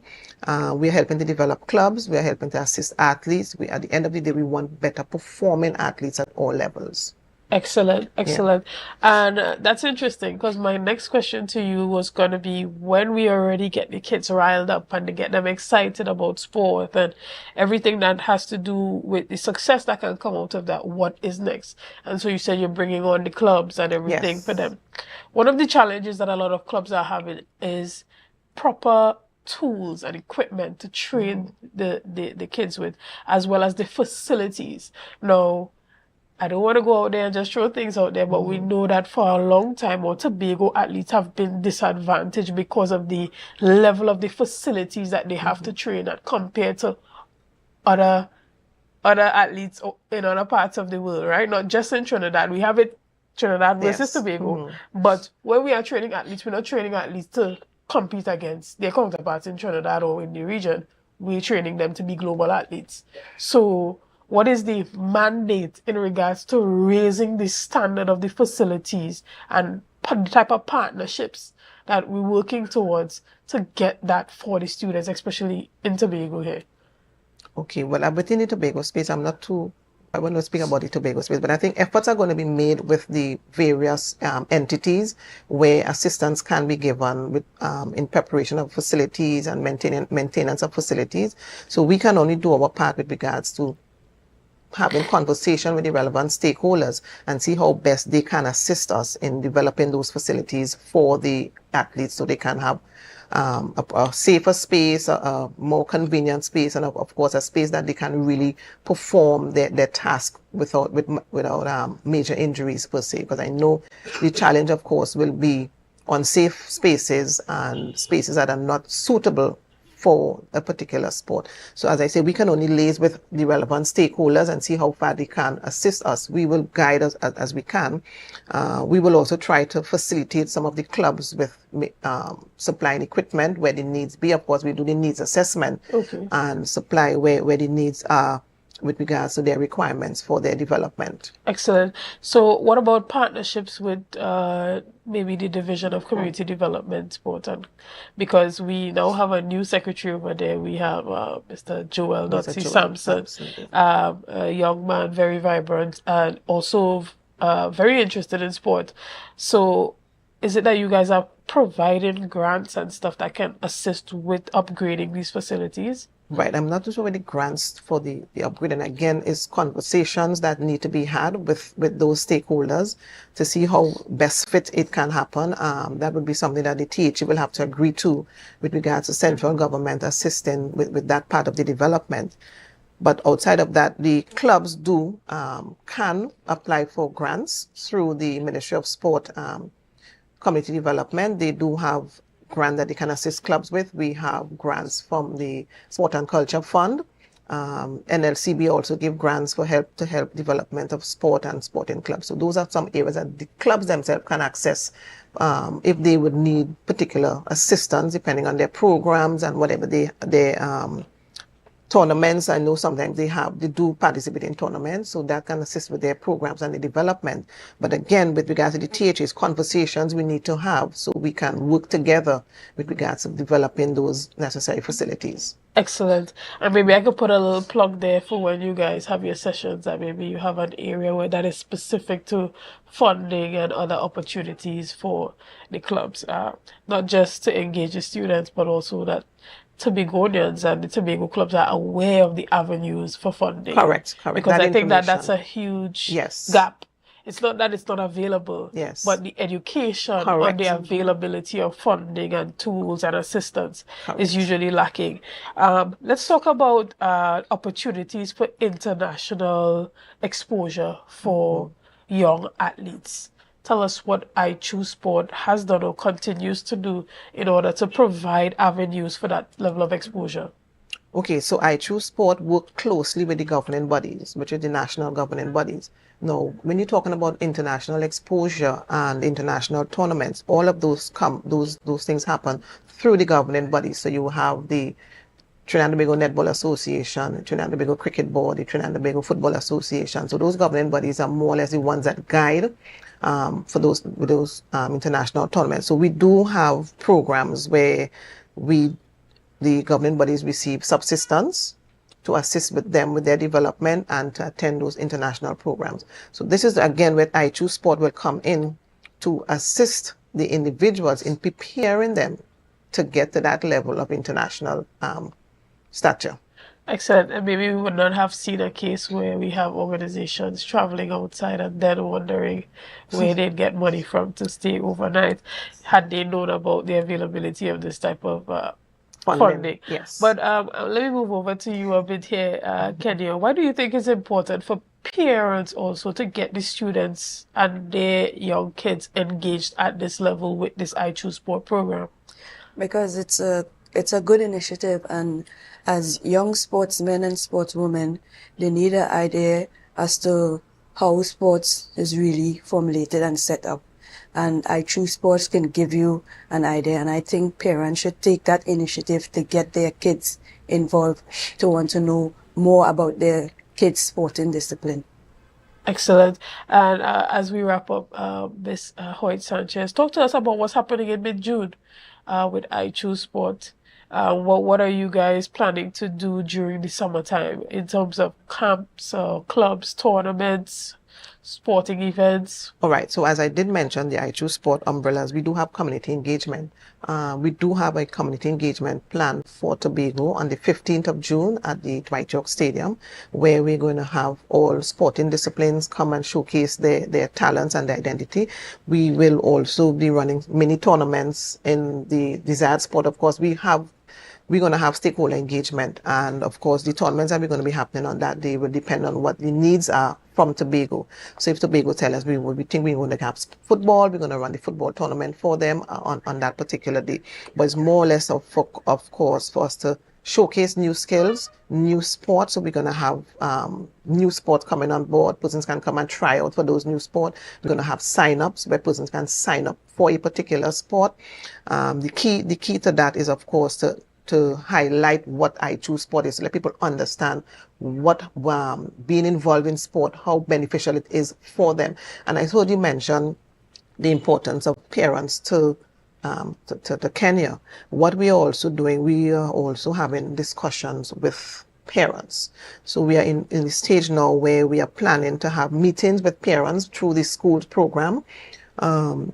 So we can educate the parents about the importance of their children becoming involved in physical activity and the sport. So again, it's something that Tobago has to look out for. On the 15th of June, we are going to be at the Dwight York Stadium, I Choose Sport Community Caravan. Excellent. And as we talk about making sport cool, as we wrap up, making sport cool, what type of campaigns are you guys running online, and what type of partnerships are you having maybe with some of the popular influencers and all of that to really get youths engaged outside of the sports ambassadors? You know, how are we utilizing everybody to get on deck to use their platform to get the youths really involved and encouraged? All right, so the I Choose Sport brand is can be found on all social media platforms. We do have some influencers that are going to be coming on board. Of course, that's going to be highlighted soon. But if you would look on the roadways in Tobago, we do have I Choose Sport branded bus. So we are advertising in a big way. We are marketing in a big way. And there are things that we can look forward to. We do have also in August, on the 5th of August and the 23rd of August, we do have a sport camp. Again, that's going to be at Dwight York Stadium, where we're going to be doing 1 week of fundamental development and 2 weeks of sport specific. So there are things that we can be looking forward to with I Choose Sport. We are out there. We are here to ensure that persons understand how important sport is for life. We know persons involved in sport. Sport is discipline. Sport is communication. It enhances your social life. It enhances your psychological. So sport is important to development. As I say, you don't have to become an elite athlete, but it will prepare you to be a better citizen. Excellent, excellent. And sport is cool, so you should choose sport, right? So thank you, I Choose Sport, for coming on this morning and chatting with us. Guys, we're going to have a quick break and we'll be back right after this.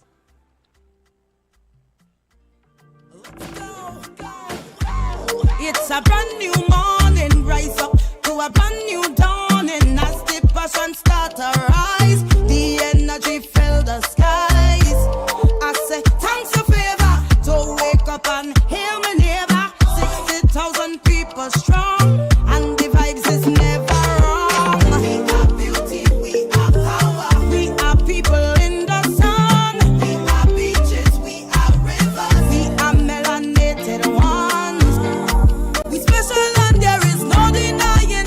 You can now get whatever you need whenever you need it anywhere in Tobago with Tobago. Your meals, medication, groceries, and shopping all delivered directly to you. No more hassle, no more stress. Get the Tobago app today on Google Play or Apple App Store. That's TAPPOGO, and let us deliver to you. Check our website at www.tapogo.app or call the experts at 494-TOGO and 484-4746. Tobago. Relax. We will get it to you. Tobago's at your service.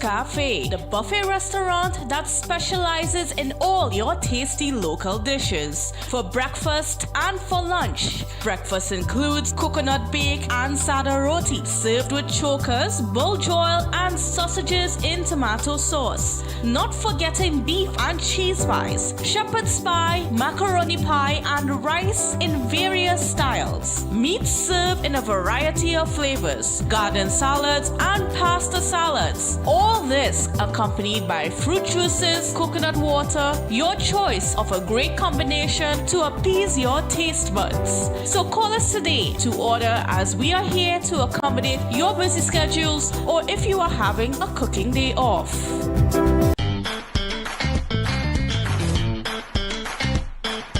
Need a fresh start? Upgrade your life with the things you want. At Standard Distributors in Canaan, life is good with zero.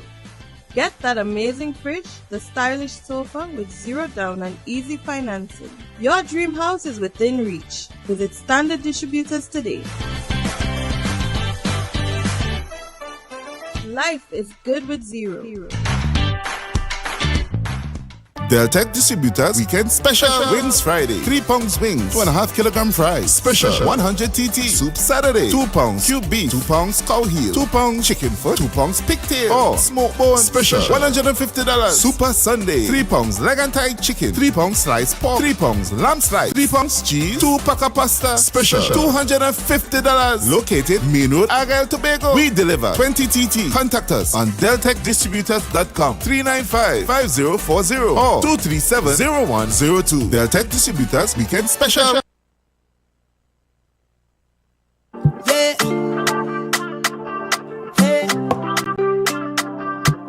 Tobago updates. Good morning, Tobago.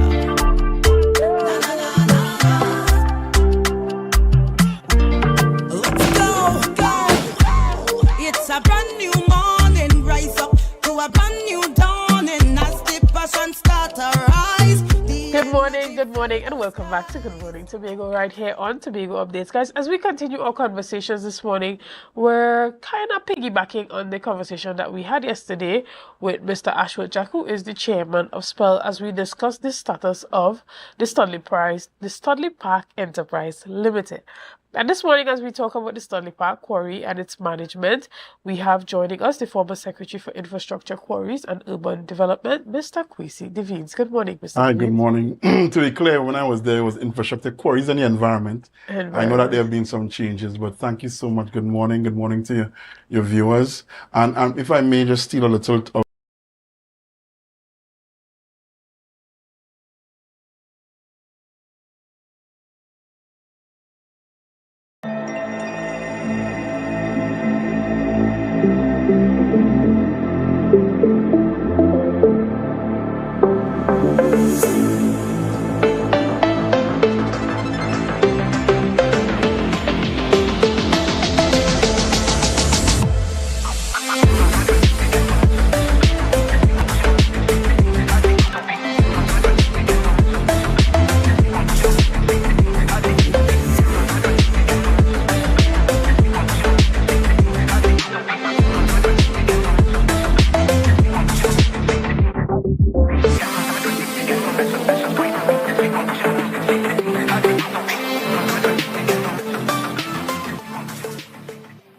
rotisserie, mouth-watering fries, salads, combos, and specials galore. Feeling for something to eat? Come and see. Our rotisserie is seasoned to the T. Kicking chicken, masala, and jerk roast. Crispy fries made from scratch. Who do you know can beat that? Or salads freshly cut and packed. When you taste it, you'll be wanting to come back. So come check us out on number 2 Robinson Street, Uptown Scarborough, Tobago. We open on Saturday nights from 7:30 to 11:30 p.m. Monday to Thursday, we're open from 10 a.m. to 9:30 p.m. and on Friday, 10 a.m. to 4:30 p.m. Contact us at 772-7443 and all social media handles at The Rotisserie Factory.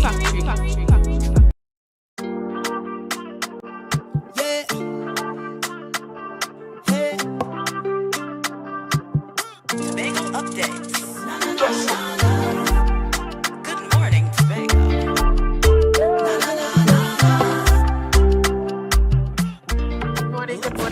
welcome back to Good Morning Tobago, guys. As we continue our conversations this morning, we have the pleasure of continuing yesterday's discussion that we had with the chairman of the Studley Park Enterprise Limited Board, Mr. Ashwood Jack, and to have this conversation on the Studley Park quarries and its management or mismanagement, we're having this conversation with Mr. Kwesi Devines, who is the former Secretary for Infrastructure, Quarries and the Environment. And we want to welcome you here this morning. And good morning. Thank you so much, Chanel, for that very warm welcome. Good morning to the viewers. Good morning to Tobago. Can I steal a few moments? And I can't stop singing the praises of the primary school athletes. The Tobago's own primary school athletes came away victorious in the national primary school finals yesterday.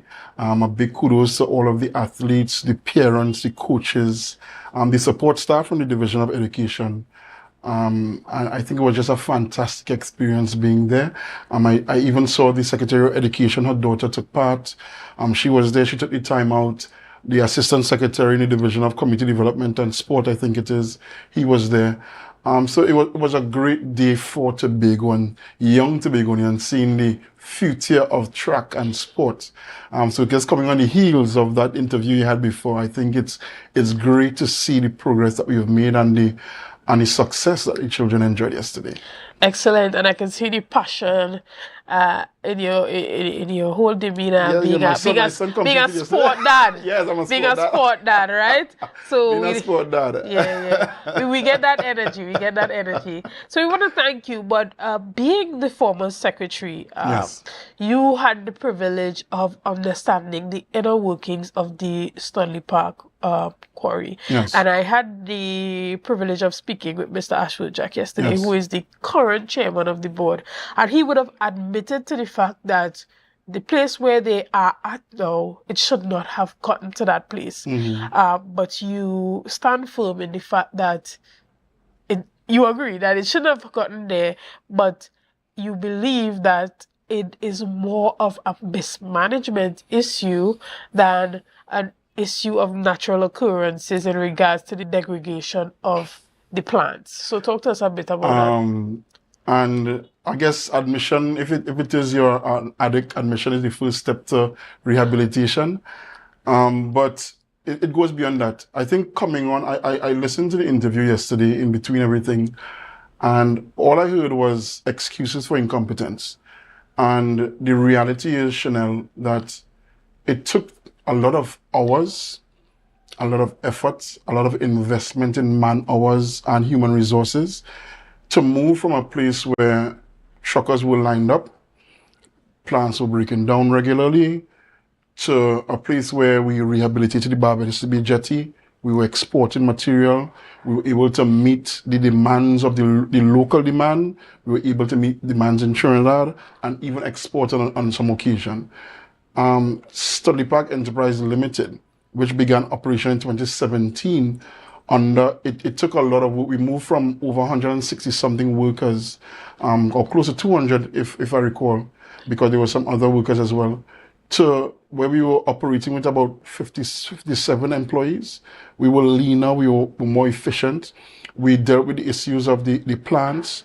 As a matter of fact, I heard complaints about the old plants, the Nordberg plant and the Cedar Rapids plant, both of them under our tenure. Both of them, we changed cones on the Cedar Rapids plant, and there were 2 new cones commissioned on the Nordberg plant, that French plant that was spoken about.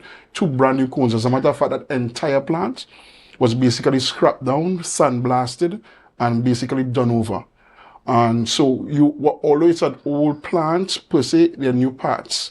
And the capacity of the Nordberg plant was increased by 30%, and the Cedar Rapids, I think, by 23 or 26%.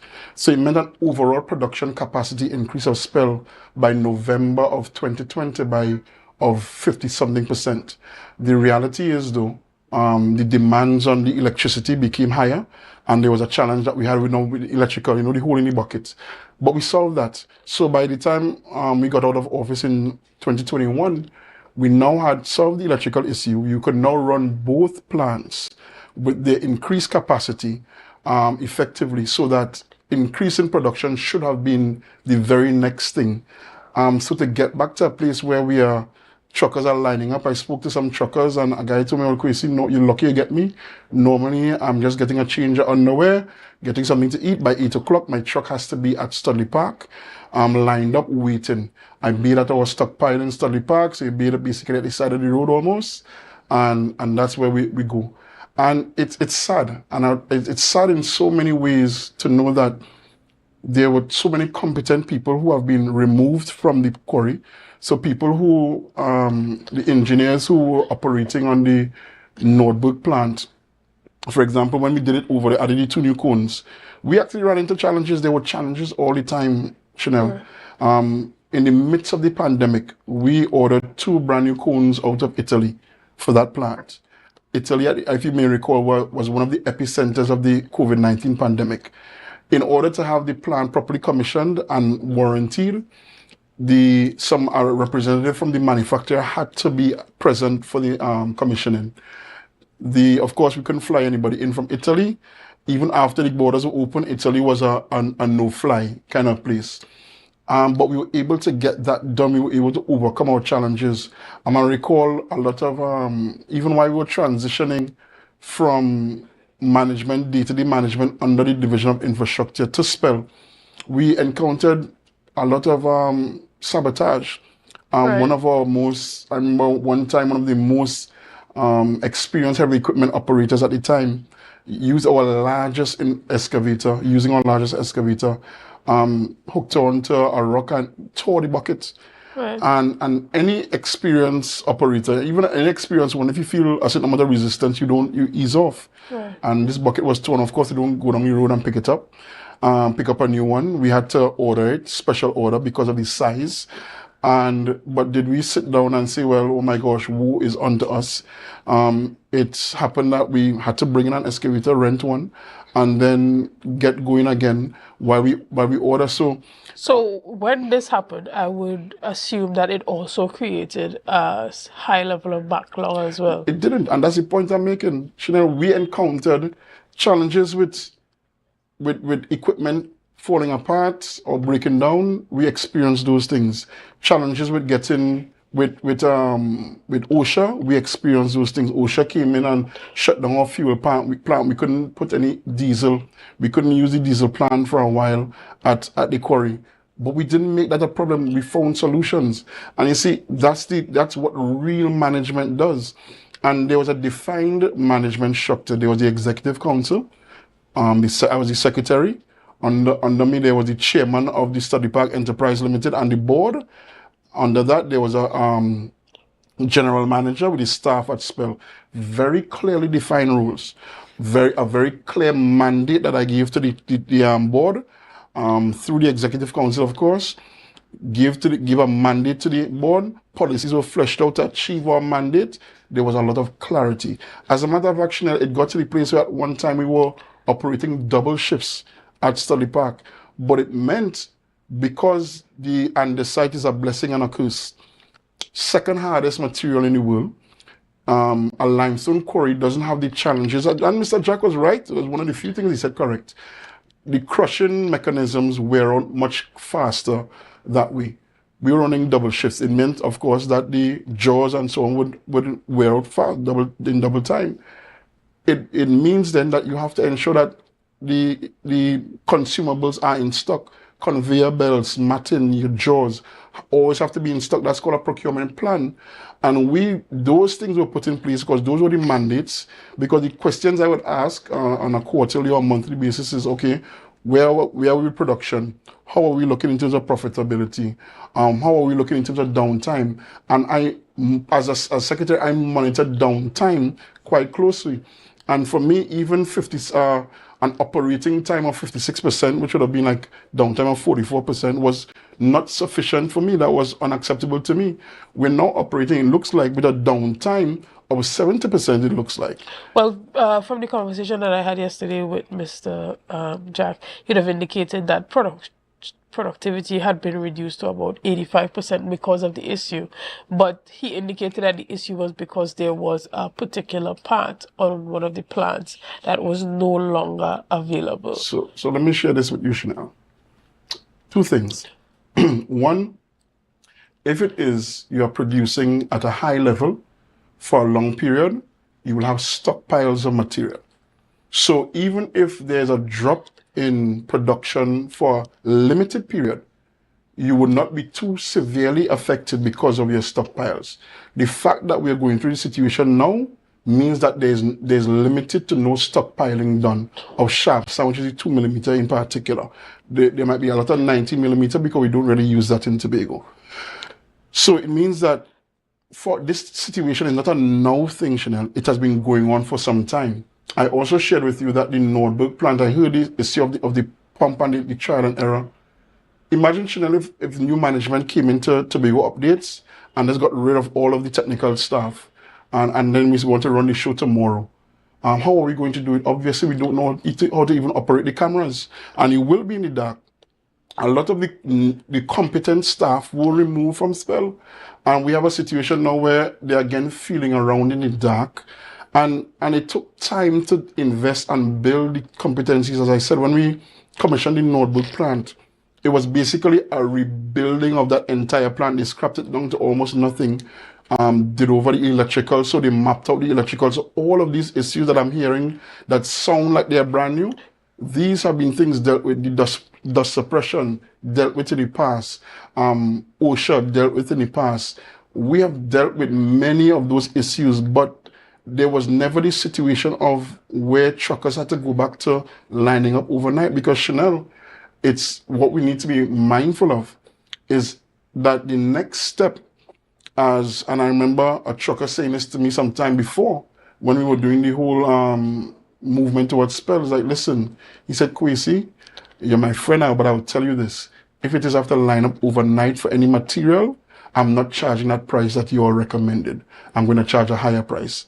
And the reality is, if there are 10 orders for mixed aggregate, everybody wants a ton of mixed aggregate or whatever the case might be, and there are 10 orders, I could only get 1 truckload per night, and I don't know if I'm getting that every 2 days or every 3 days. What is going to happen? There's going to be a buildup of demand. Demand exceeds supply. Normal economic forces means that in the free market, the price will go up. And who pays that price? It's not the trucker is going to pay that price, it's the end user.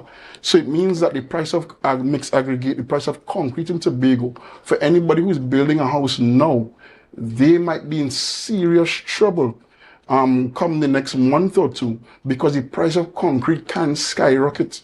And that's the average man going to be feeling that, because the alternative, again, is if we want sharp sand and so on, is the trucker could put his truck on the boat, go to Trinidad and get some sharp sand, but again, who is going to cover that increased operational cost?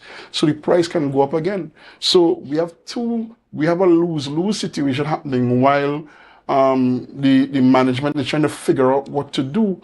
And it's clearly that they are clueless and they're focused on the wrong things, because what I'm hearing is that one of the first things when this chairman came in, he went and took away the vehicle from the old chairman and want a new iPad and a new iPhone. Those things are immaterial to the real issue at hand, which is efficient and effective operations to ensure that we can meet the local demand first, that's the Tobago demand. Mixed aggregate historically is what we demand in Tobago, because we don't have large industrial operations in Tobago. So mixed aggregate has historically been the highest demand. The next demand we want to meet is the demand in Trinidad.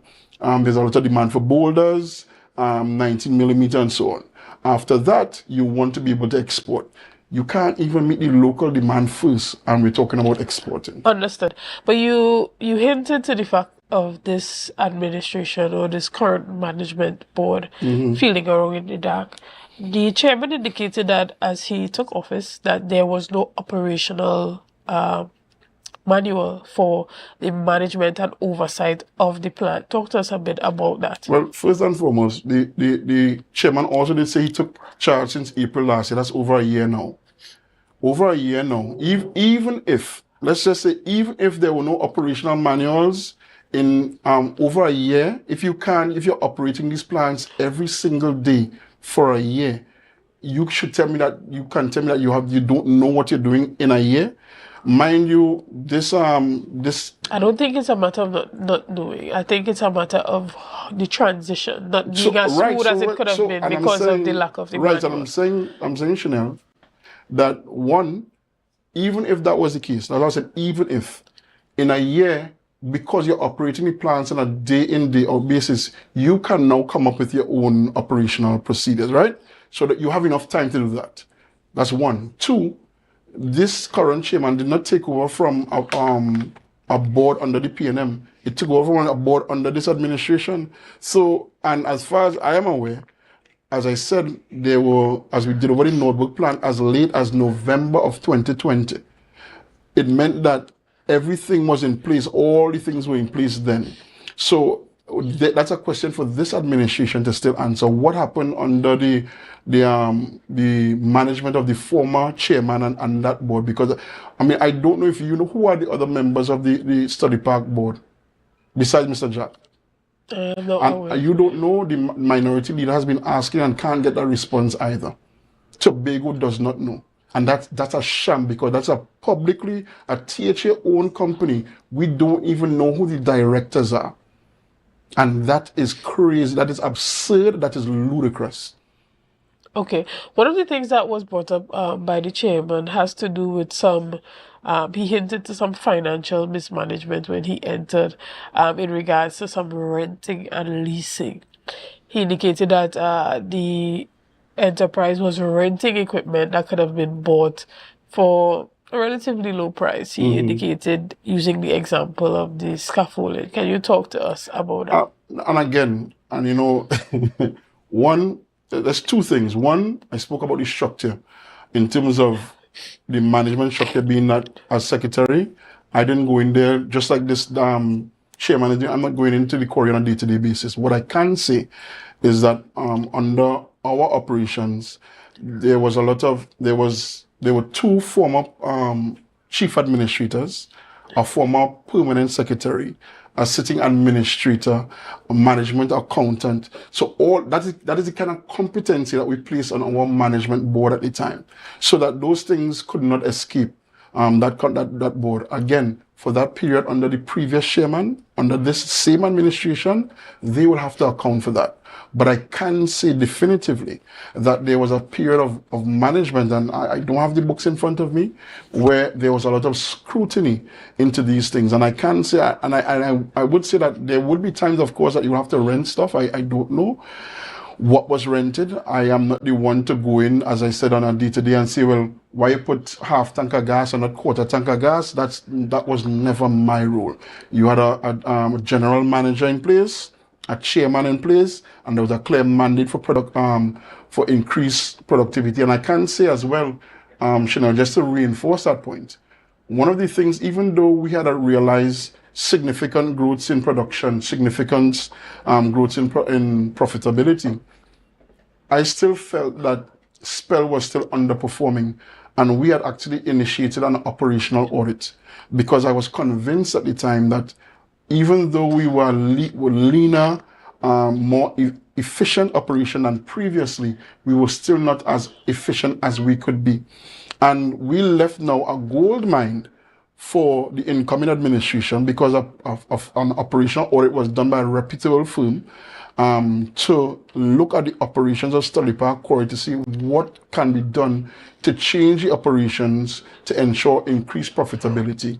So a gold mine was left. So we left two working plants with increased capacity.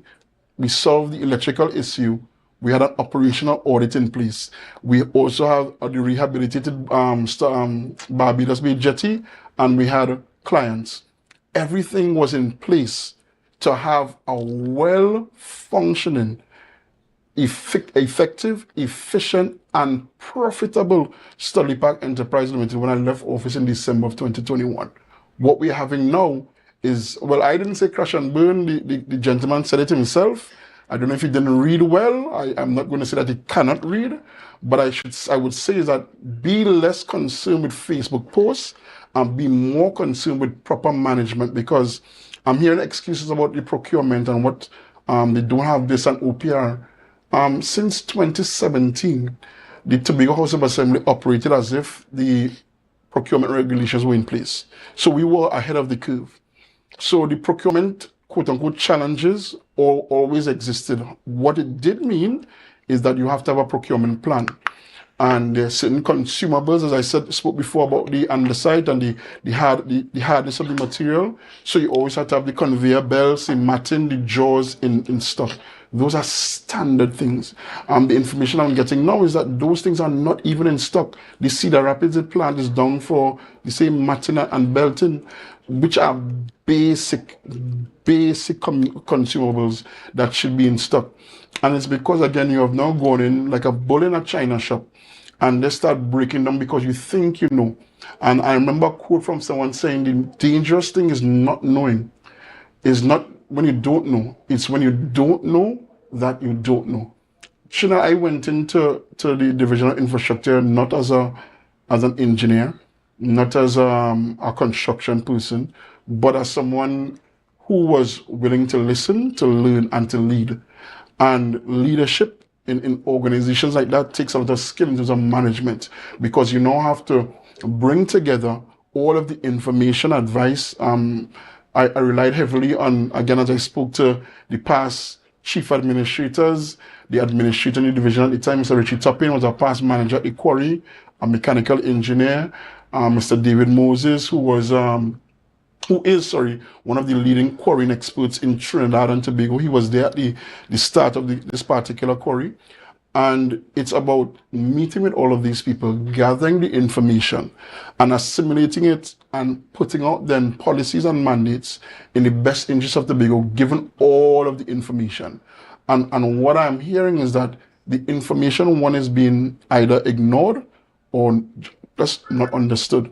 So that we're now in the place where we are, where, the scripture says, lean not on your own understanding, where there are people who have gone in, and whereas Mr. Jack may have been very good at producing pumpkins or cucumbers at a high level and rate, clearly hard rock quarrying is not necessarily his expertise, and he needs to lean not on his own understanding and lean on the understanding of people who have been there long, people like Mr. Moses who have a lot of information and technical know-how, and really try to humble himself to the place, because dealing with professional egos was a big thing as well. Humble to yourself to the place where you recognize, you know what, you are more competent in this area than me, and it's no problem. I had absolutely no problem saying this person knows more about mechanical engineering. I'm not a mechanical engineer. You know more about civil engineering, chemical engineering. You name it, you know more than me. What I understood was leadership and management. And once you were clear on your objectives, then we were able to get the outcomes, which we see are being really eroded at this time. Understood. And one of the other things that came up yesterday was the licensing for the quarries. Talk to me about whether or not this was an issue that you also dealt with during your time, in terms of the licensing being up. The licenses being up to date. Yes, and again, and that's why I said it's almost like complaining that it's going to rain and it rained, so I didn't get to do a job. Those are excuses. As I said before, we dealt with OSHA. OSHA shut down our fueling station at one time. We dealt with the mining license issues. We dealt with blasting license issues. We blasting permit issues. All of those issues, Chanel.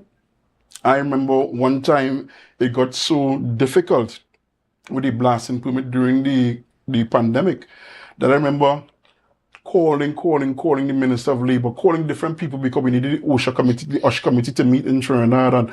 And it's like, there were just so many things happening. The Mineral Advisory Committee, we had our representative at the time, Mr. Toppin. I said, listen, you have to put some pressure on the chair, on the director of minerals, because we need to get these things done. So it took, again, a lot of management, a lot of pushing.